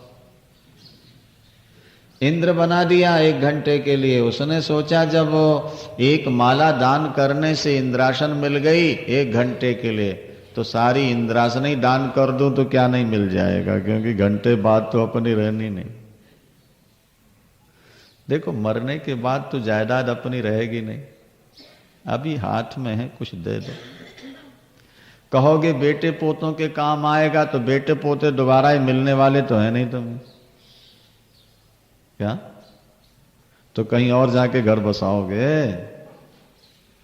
और बेटे लायक होंगे तो अपने आप कमा खाएंगे, और नालायक होंगे तो सब बर्बाद कर देंगे। ये भी आप समझ लो। पूत सपूत तो क्यों धन संचय, और पूत कपूत तो क्यों धन संचय। बेटा नालायक है तो तुम जितना ज्यादा कमाओगे उतना ज्यादा शराब पिएगा, नहीं, उतना ज्यादा पाप करेगा, बर्बाद कर दे। और लायक है तो अपने आप कमा लेगा। अभी एक सज्जन हमको सुना रहे थे बड़ी सुंदर बात। एक जुलाहा, अमेरिका का एक जुलाहा अरबों खरबों पति बना परिश्रम करके, लेकिन मरने से पहले अपनी पूरी जायदाद सरकार को दे गए। लोगों ने कहा अपने बेटों को क्यों नहीं देते,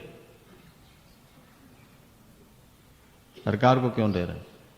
अमेरिका की बात है। उसने कहा बेटों को मैंने कला दे दी है, पढ़ा लिखा दिया है, और अपनी कला, जिस कला से मैंने धन कमाया है वो कला दे दी, पैसा नहीं दूंगा, क्योंकि मैं जुलाहे का बेटा हूं, कला के द्वारा मैंने अरबों कमा लिया। अगर बेटे लायक होंगे तो इस कला के द्वारा कमा लेंगे। संपत्ति दे दूंगा तो आलसी हो जाए, ये राष्ट्र के काम आ जाए, ये देश के काम आए। बेटों को नहीं दी जायदाद उसने, सरकार को। ये उदाहरण है, शुभ काम करने में संपत्ति का सदुपयोग कीजिए। आपके बेटों के मन में भी संस्कार बनेंगे, हमारे पिता अच्छा काम करते थे, हमें भी करना चाहिए। क्या? पिता के अच्छे संस्कार ही तो संतान में आएंगे, माता पिता के। शुभ काम करो। महाराज उसने सब दान कर दिया। इंद्र ने कहा तुमने हमारी संपत्ति दान क्यों कर दी? बोले भाई हम मालिक थे, घंटे के लिए जो चाहे सो कर। इतना दान हुआ कि सारे पाप खत्म। दानम दुर्गति नाशनम, दान दुर्गति का नाश करता है, शास्त्र कहते हैं। करोड़ों वर्ष का नरक था, देवता प्रकट हो गए, उन्होंने कहा अब तुम्हारा नरक का दुख खत्म, अब तुम राजा बलि बनोगे और तीनों लोकों के राजा बन जाओगे। गरीब शराबी कबाबी व्यक्ति शंकर पर एक माला चढ़ा के इंद्रासन पाता है घंटे भर के लिए। इंद्रासन में दान करके 3 लोक का राजा बनता है। बिना दान के धनवान नहीं बनोगे। संपत्ति परिश्रम से नहीं मिलती है, परमात्मा की कृपा से मिलती है, धर्म से मिलती है। परिश्रम तो कुली कबाड़ी कर रहे हैं, रात दिन 24 घंटे पिस रहे हैं बेचारे, ओवर टाइम करते हैं, आग से जूझ रहे हैं, मशीनों के साथ। कभी हाथ कटता है, कभी पैर कटते हैं, अंगुलियां कटती हैं, रोटी मुश्किल से मिल पाती नहीं। धर्म किया होगा, इसलिए आज कोठी कार फैक्ट्री वाले हो। ध्यान रखना, उस धर्म को नहीं छोड़ देना जिस धर्म के आधार पर यहां आ बैठे हो, इस स्थिति में आए। राजा बलि तीनों लोकों का मालिक होकर के फिर नर्मदा के किनारे यज्ञ करता है। नर्मदा तट पर शुभ कर्म करते रहो। संपत्ति पाकर के शुभ कर्म करते रहना, ये जीवन की कला है जीने की। राजा बलि चाहता त्रिलोक का स्वामी होकर के ऐश करता अप्सराओं के साथ अमृत पी के, लेकिन नहीं, एक त्यागी तपस्वी जैसा बन के नर्मदा किनारे यज्ञ कर रहा है। और यज्ञ केवल जवा तिली चावल हवन कर देना यज्ञ नहीं है। यज्ञ का मतलब है आया हुआ व्यक्ति संतुष्ट होके जाए। राजा बलि की घोषणा थी, इस यज्ञ में आने वाला जो मांगेगा वो पाए, जो मांगेगा वो पाए। यहां जब देवताओं की संपत्ति छिन गई है तो देवताओं की माता अदिति बहुत दुखी हुई। अपने पति से उपाय पूछा तो पति देव ने बताया कि फाल्गुन मास में अमावस्या के दिन बाल धो करके मिट्टी से, सुअर की गोड़ी हुई मिट्टी से नदी में स्नान करके भगवान से प्रार्थना करो, हमारा जो घाटा है वो प्रॉफिट के रूप में बदल जाए, हमारी गई हुई संपत्ति वापिस। 12 दिन केवल दूध पी करके नारायण जी की पूजा करो, लक्ष्मी नारायण, घट स्थापित करके, ब्रह्मचर्य का पालन कर। 13वें दिन हवन यज्ञ करा करके ब्राह्मणों को भोजन कराओ, जो तुम्हारे गुरु हैं, आचार्य हैं, उनको दान दक्षिणा देकर संतुष्ट करो।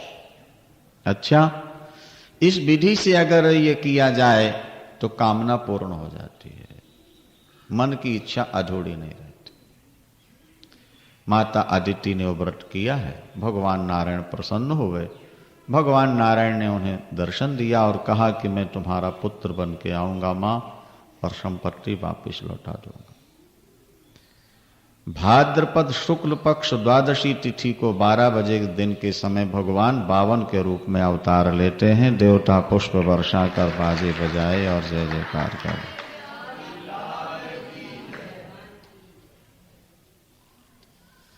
कुछ समय के बाद जब वो बड़े हुए हैं, उनका जनेऊ संस्कार हुआ है, यज्ञोपवीत संस्कार।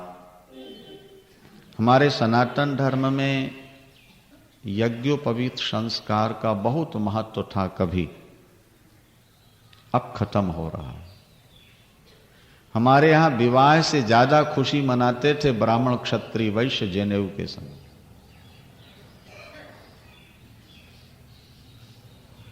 कई दिनों तक पूजा पाठ चला करती थी, क्योंकि जनेऊ के बाद ही वेद पढ़ने का अधिकार मिलता था, हवन यज्ञ करने का अधिकार मिलता था। आज तो कोई भी व्यक्ति अग्नि में स्वाहा देने लगता है, शास्त्रों में ऐसी आज्ञा नहीं है। जिसके चोटी और जनेऊ नहीं हो वो व्यक्ति हवन करने का अधिकारी नहीं होता। अभी नारायण जी को वहां बैठा ना कटरा में, सारा मोड़ मोड़वा के चुटिया रखाई, तब हवन में बैठे थे। शास्त्र की जो विधि है वो एक अलग चीज है। आप अपने मन से कुछ भी करते रहो, मन से जो करोगे उसका कोई विशेष फल नहीं होता। शास्त्र यज्ञोपवीत संस्कार, ब्राह्मण क्षत्रिय वैश्य के जनेऊ होना कंपलसरी है, उसमें किसी प्रकार की गुंजाइश नहीं है। बिना चोटी जनेऊ के जो शुभ कर्म करोगे व्यर्थ हो जाता है। जनेऊ तो तुम्हारे अंदर छुपा हुआ है, नुकसान क्या है तुम्हारा? पहनो। जब जनेऊ संस्कार ब्राह्मण के बालक का होता है उस समय ब्राह्मण भिक्षा मांगने के लिए खड़ा हो जाता है बालक, और शास्त्र कहते हैं उस समय उसकी झोली में कुछ डाल दिया जाए तो करोड़ों गुना होकर मिलता है। तो जब बावन भगवान का जनेऊ संस्कार हो रहा था तो सूर्य नारायण ने गायत्री सुनाई है और देवताओं के गुरु बृहस्पति ने जनेऊ पहनाया है,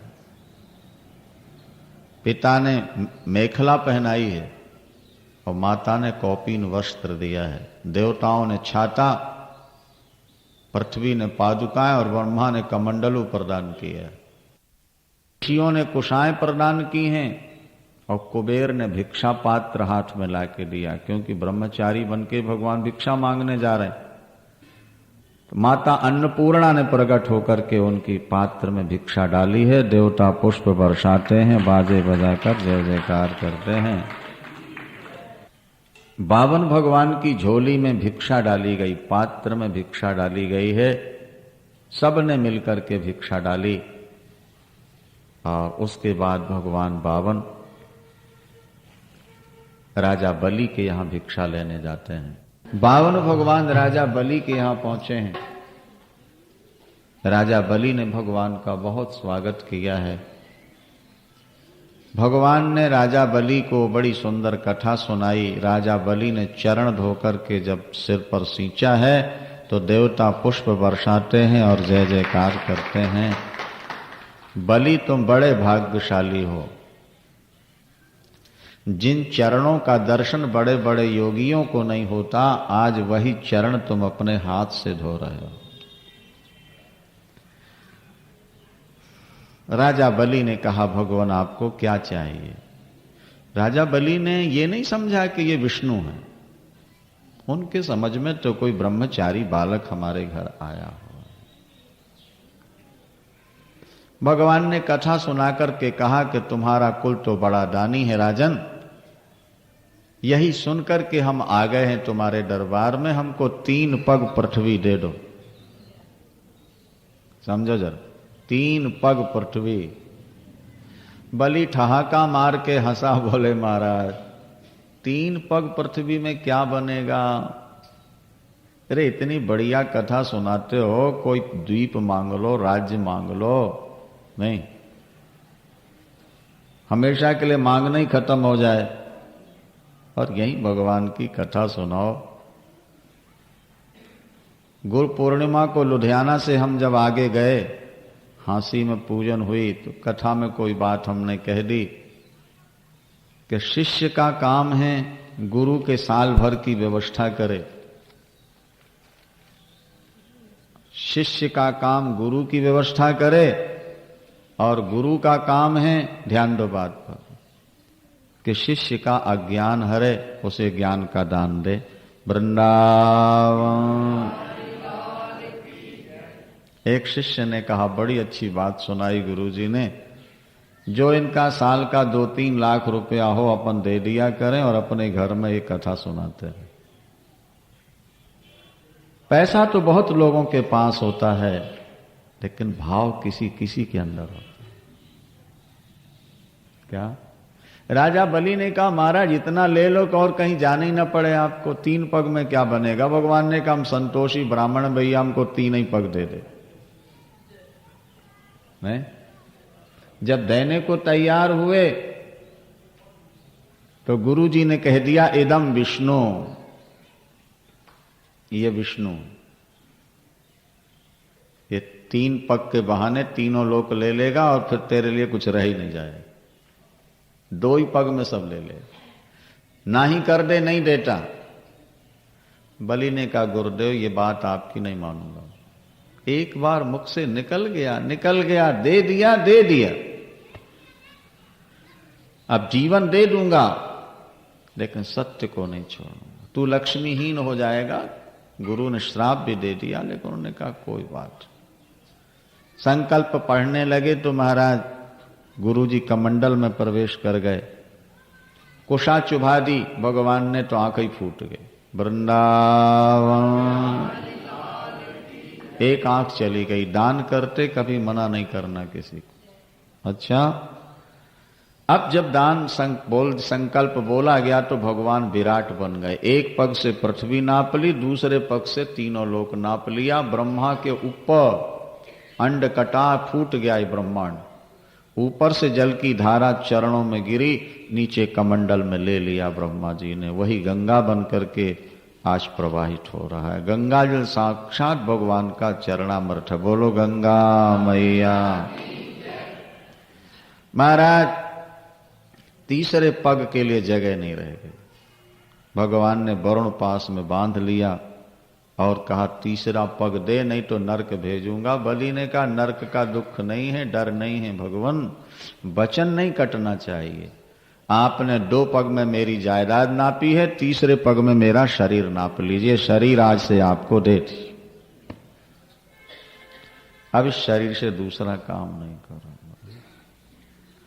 जब भगवान के सामने लेट गया तो भगवान ने पैर तो रखा सिर पर, लेकिन भगवान के आंसू निकल आए। उन्होंने कहा बलि, धन तो कोई भी दे सकता है, लेकिन अभिमान का दान करना बड़ा कठिन है। तुमने अपना जीवन ही दे दिया, अब तुम मेरे मालिक, मैं तुम्हारा नौकर हो गए। चलो सुतल लोक में तुम सिंहासन पर बैठोगे और मैं तुम्हारे दरवाजे पर पहरेदार बनकर खड़ा रहूं। आज भी भगवान पहरेदार बनकर खड़े हुए। जब तक उसको इंद्र नहीं बना देंगे तब तक भगवान 52 रूप बना करके हर दरवाजे पर खड़े हैं उसके महल के। एक बार रावण लड़ने गया था तो भगवान ने पैर के अंगूठे की ठोकर मारी तो लंका में आके गिरा था। कानों हाथ लगाया रावण ने, कभी बलि से लड़ने नहीं जाऊंगा। जिसका नौकर पहरेदार इतना शक्तिशाली हो, बलि कितना शक्तिशाली नहीं होगा। एक बार लक्ष्मी जी गई थी, बहन का रूप बना के रखड़ी बांधती हैं। क्या दूं बहन, मेरे पास तो कुछ है नहीं, जो था सब उनको दे चुका हूं।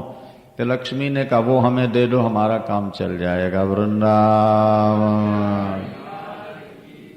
उन्हें क्यों मांगती हो? तो लक्ष्मी जी अपने रूप में प्रकट हो गई। बैकुंठ खाली पड़ा हुआ है, ये मेरे पति देव हैं।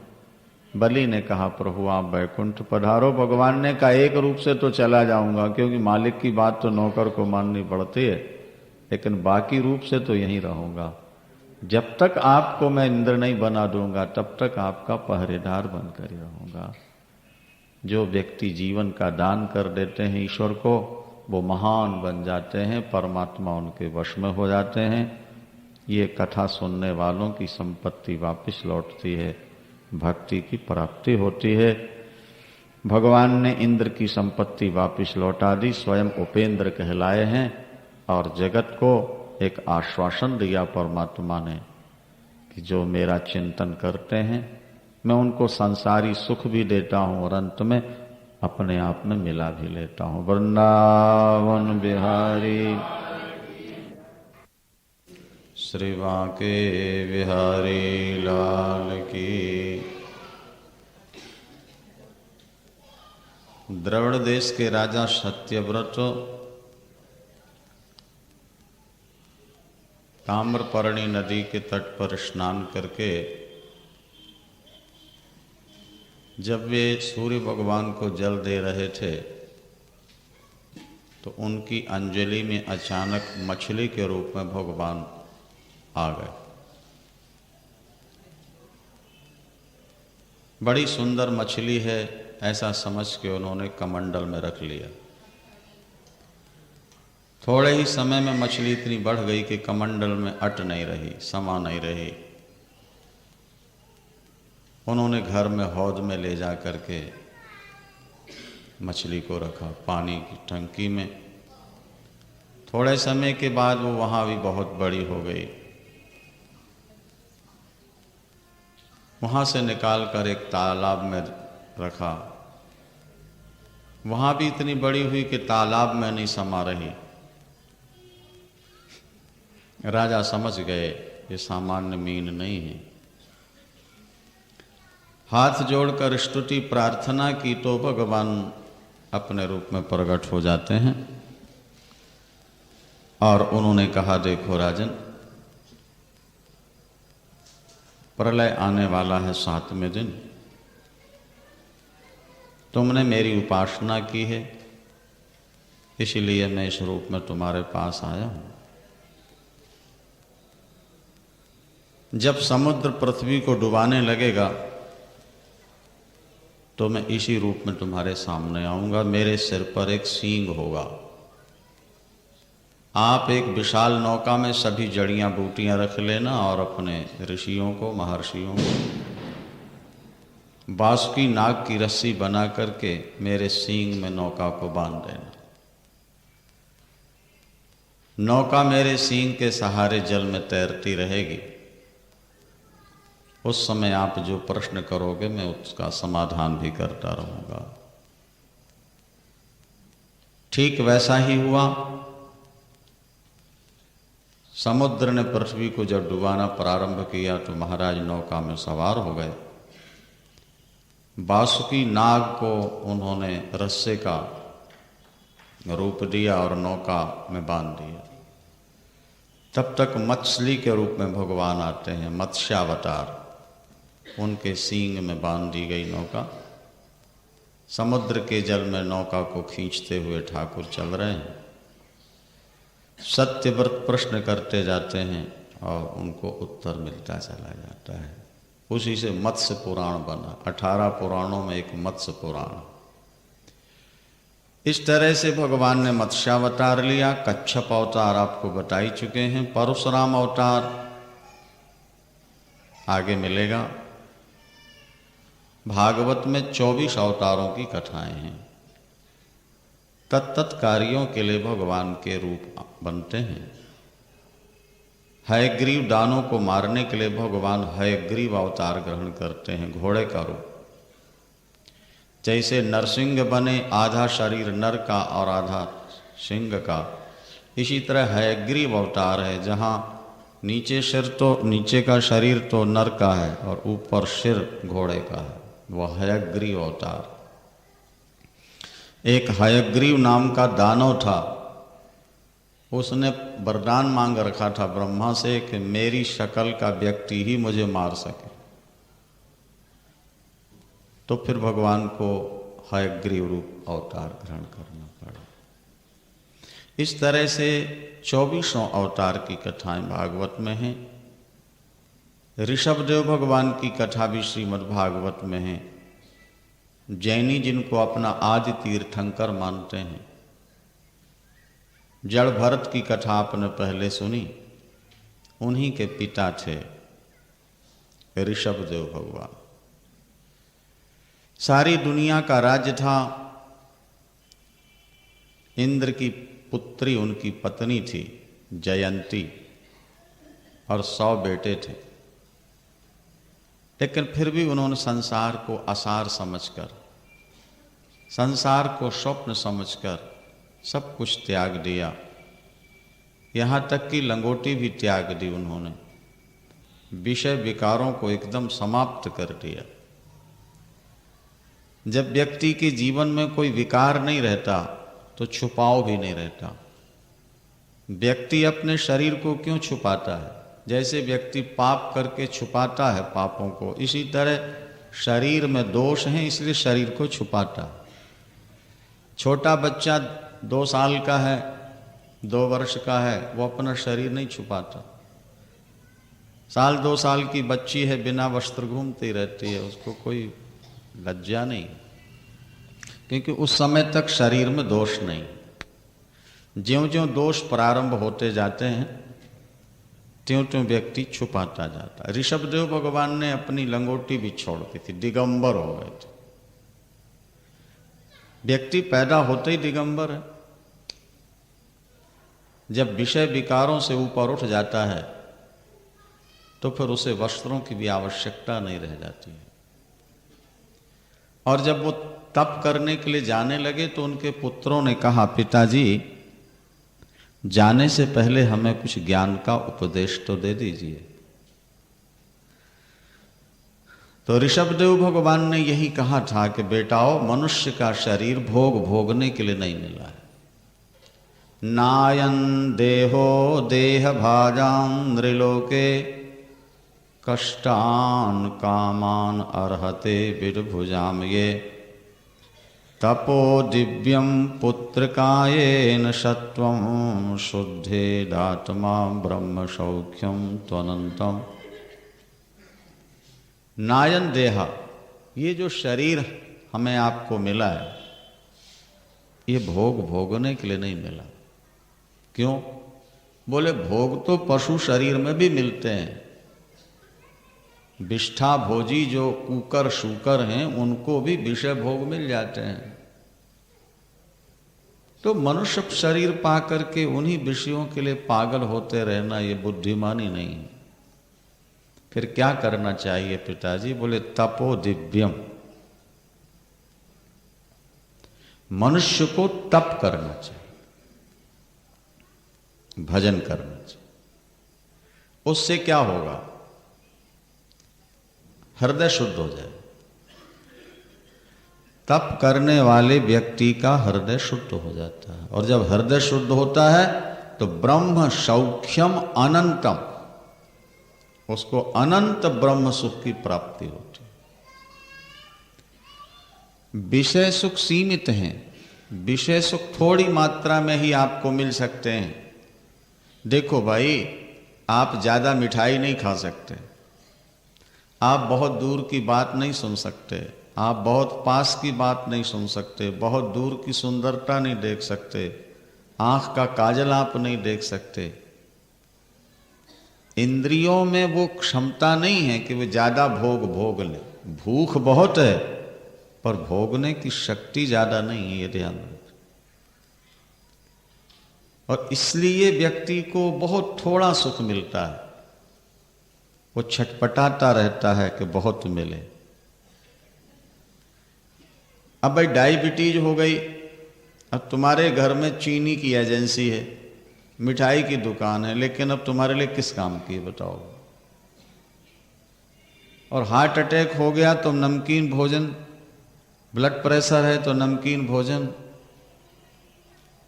हवाई जहाज में तुम यात्रा नहीं कर सकते, ऊपर की मंजिल में चढ़ के जा नहीं सकते, नहीं।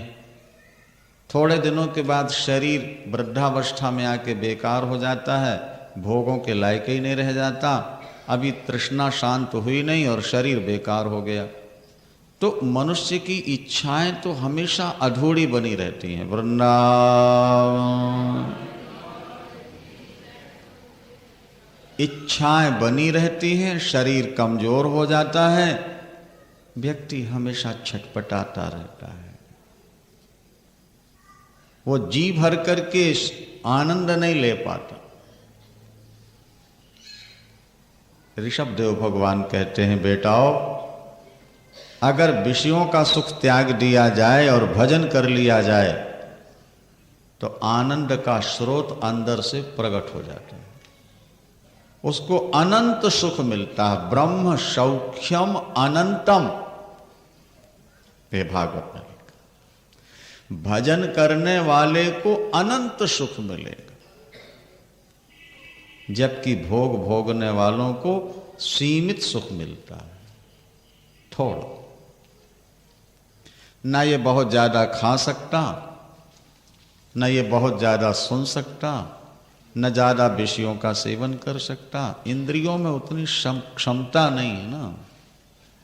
अच्छा, जब इंद्रियों का सुख त्याग दोगे तो अंदर से ब्रह्म का आनंद एकदम प्रस्फुटित, जैसे चश्मा फूट पड़ता है, जैसे ट्यूबवेल से पानी निकालते जाओ कोई कमी नहीं होती। नहीं, सरकारी नल का तो एक लिमिटेड है, वो तो एक लिमिट से आएगा पानी, उतने में गुजारा करो। लेकिन ट्यूबवेल आपके यहाँ खुदा हुआ है तो फिर पानी की कमी क्या है?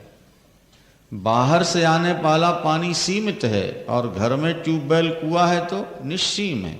इसी तरह विषयों से मिलने वाला सुख सीमित है और अंदर से अगर आनंद उमड़ पड़े तो वो निश्सीम अनंत होता है। लेकिन जब तक हृदय शुद्ध नहीं होगा बाबू, तब तक वो आनंद मिलेगा नहीं। और हृदय शुद्धि बिना भजन के होगी नहीं।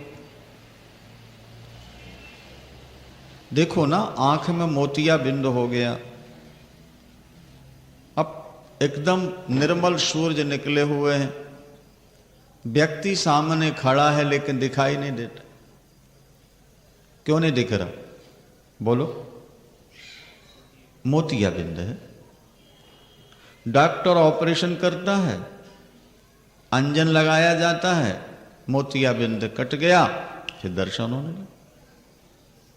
यथा यथात्मा परिमृज्यते सौ, यथा यथात्मा परिमृज्यते सौ मत पुण्य गाथा श्रवणाभिधानै, तथा तथा पश्यति वस्तु सूक्ष्मं चक्षुर्यथैवाञ्जन संप्रयुक्तम्। बात को ध्यान से सुनना। यथा यथात्मा परिमृज्यते सौ, जैसे जैसे तुम्हारी आत्मा धुलती जाए, तुम्हारा हृदय शुद्ध होता जाएगा। कैसे होगा?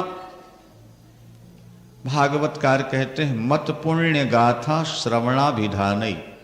भगवान कृष्ण कहते हैं उधो मेरी कथा सुनते सुनते, तप करते करते, नाम जपते जपते हृदय शुद्ध हो जाए। लोग कहते हैं कथा सुनने से क्या होगा? बाबा, शब्द में भी शक्ति होती है। आपको शायद मालूम नहीं है, बादल जब गरजते हैं तो बगुली गर्भवती हो जाती है। बगुली नर और मादा के संबंध से गर्भवती नहीं होती। बादल गरजेंगे, शब्द सुनकर के बगुली गर्भवती होती। और मोर नाचेगा, आंसू टपकेंगे, मयूरनी आंसू पी ले तो गर्भवती हो जाती। मोर जब नाचता है ना, उसके आंसू गिरते हैं, और जब आंसू टपकते हैं तो उसकी पत्नी मयूरनी वो आंसू बिंदु पी लेती, वो गर्भवती हो गई।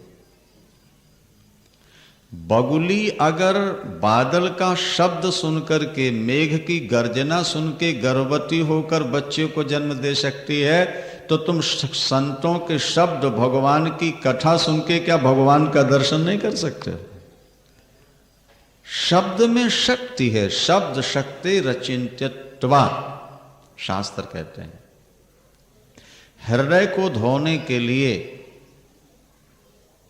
शब्द ही सबसे बड़ी औषधि है, सबसे बड़ी दवाई है।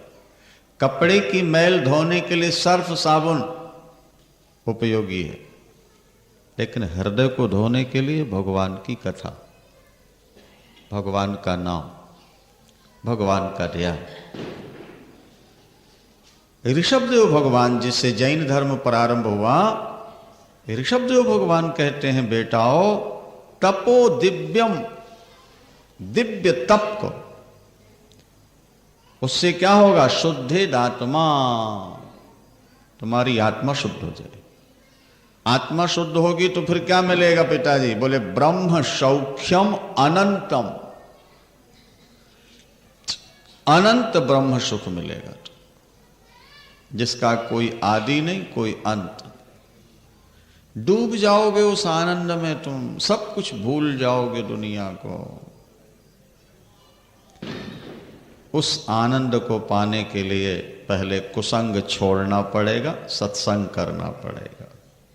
संतों के द्वारा कथा सुनते सुनते परमात्मा से प्रीति हो जाएगी। प्रीतिर्न यावन मई वासुदेवे न मुच्यते देह योगे न तावत। जब तक मुझ परमात्मा से प्रीति नहीं होगी, तब तक जड़ चेतन की गांठ नहीं खोलेगी, जन्म मृत्यु का चक्कर छूटेगा नहीं। और ये जरूरी नहीं है कि हम आज मनुष्य हैं तो अगले जन्म में भी मनुष्य बन जाए। हो सकता है हमारे गलत कर्म हो और अगले जन्म में कुकर बनना पड़े, कुत्ता बनना पड़े, सूकर बनना पड़े, सुअर बनना पड़े, पशु बनना पड़े, पक्षी बनना पड़े। अरे भाई, भरत जी तो राजा थे, लेकिन दूसरे जन्म में मृगा बनना पड़ा ना उनको, नहीं? तो हमारी भी कोई गलत धारणा, कहीं गलत जगह प्यार हो गया तो अगले जन्म में कुकर शुकर ही बनना पड़ सकता है। फिर दूसरे शरीरों में भजन होगा नहीं। ये दुर्लभ मानुख दे, ये मनुष्य का शरीर तो दुर्लभ है, आपको मिल गया। ये आप पर ठाकुर की बहुत बड़ी कृपा हुई है, इसका सदुपयोग कर लो। और फिर उन्होंने महाराज सब लंगोटी बिटिया दिगंबर, उनके पास बड़ी बड़ी सिद्धियां आई लेकिन उन्होंने स्वीकार नहीं किया।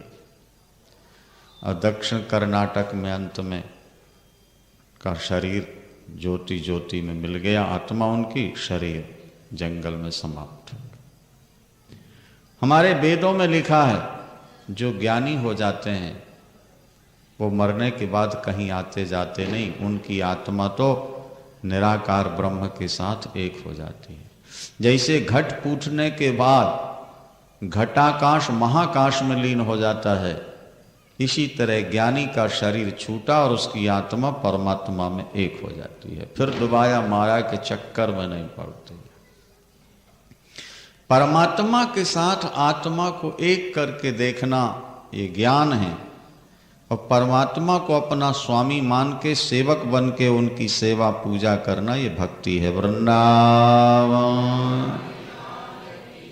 भक्ति मार्ग से चलोगे तो भी भगवान मिल जाएगा, और ज्ञान मार्ग से चलोगे तब भी मिल जाएगा। रास्ता दोनों ठीक है, चाहे ज्ञानी जी बन जाओ चाहे प्रेमी जी बन जाओ। अगर बुद्धि निर्मल है ज्ञानी बन सकते हो, और हृदय कोमल है तो प्रेमी बन सकते हो। ईश्वर से प्यार कर लो या आत्मा और परमात्मा दोनों को एक समझ लो। भजन करो भैया, बिना भजन किए कुछ मिलेगा नहीं तुमको। देखो सुमिरहु सुमिर सुमिर सुख पावो, गुरबाणी में भी लिखा है सुमिरन। इस तरह से 24 अवतारों की कथाएं हैं। देखो सनकादिकों ने नारद जी को कथा सुनाई, उनकी उत्पत्ति मानसिक रूप से हुई। नारद जी की कथा भी आपने सुन ली है। बराह भगवान प्रकट हुए वो भी आपने सुना। और नर नारायण बद्रीनाथ में तप कर रहे हैं, ये धर्म की पत्नी मूर्ति से ये प्रकट हुए हैं, और आज भी बद्रीनाथ में तप कर रहे हैं संसार की सुरक्षा व्यवस्था के। कपिल भगवान का उपदेश भी आपने सुना, माता देवहूति को दिया। दत्तात्रेय भगवान का चरित्र आगे आपको मिलेगा। यज्ञ भगवान आकुति नाम के ऋषि को जो आकुति जो रुचि नाम के ऋषि को ब्याही गई थी, मनु जी की पुत्री, उनसे यज्ञ भगवान हुए थे। ऋषभ देव को सुना। पृथु जी को भी आपने सुन लिया है, जिन्होंने पृथ्वी का दोहन किया, पृथ्वी को समतल बनाया, और जिन्होंने भगवान से 10,000 कान मांगे थे कथा सुनने के लिए, और अंत में मुक्त हो गए। जो कथा सुनते रहेंगे उनका वैराग्य हमेशा जागृत रहेगा, और जो कथा से दूर हो गए उनका ज्ञान धीरे धीरे छुप जाता है। पानी के ऊपर काई जम जाती है, चोई आपने देखा हो तालाबों में, ऊपर से पत्थर मारते रहो तो जल दिखता रहता है, और पत्थर फेंकना बंद कर दो तो वो फिर आपस में चिपक जाते, जल दिखना बंद हो जाता। इसी तरह कथा में बैठ के शब्द की ठोकर लगती रहेगी तुम्हारे दिल को, तो परमात्मा तुम्हारे मन में बना रहेगा, और कथा का शब्द नहीं मिलेगा तो ऊपर से माया और काई की तरह जम जाएगी, परमात्मा का पता नहीं लगेगा। केवल रोटी कमाना, खाना और ऐश करना, यही जिंदगी में याद रह जाएगा। और जिसकी जिंदगी में खाना और कमाना ही याद है, उसकी जिंदगी तो जानवर की जिंदगी है, मनुष्य की जिंदगी नहीं। कर्म पशु के मानुष जात। इसलिए भजन करो मेरे बाबू। आगे की बात सुनो। श्रीमन नारायण नारायण नारायण श्रीमान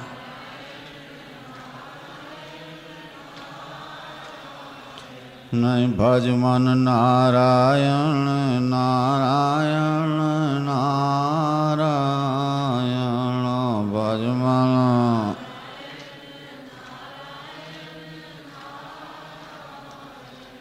लक्ष्मी नारायण नारायण नारायण लक्ष्मी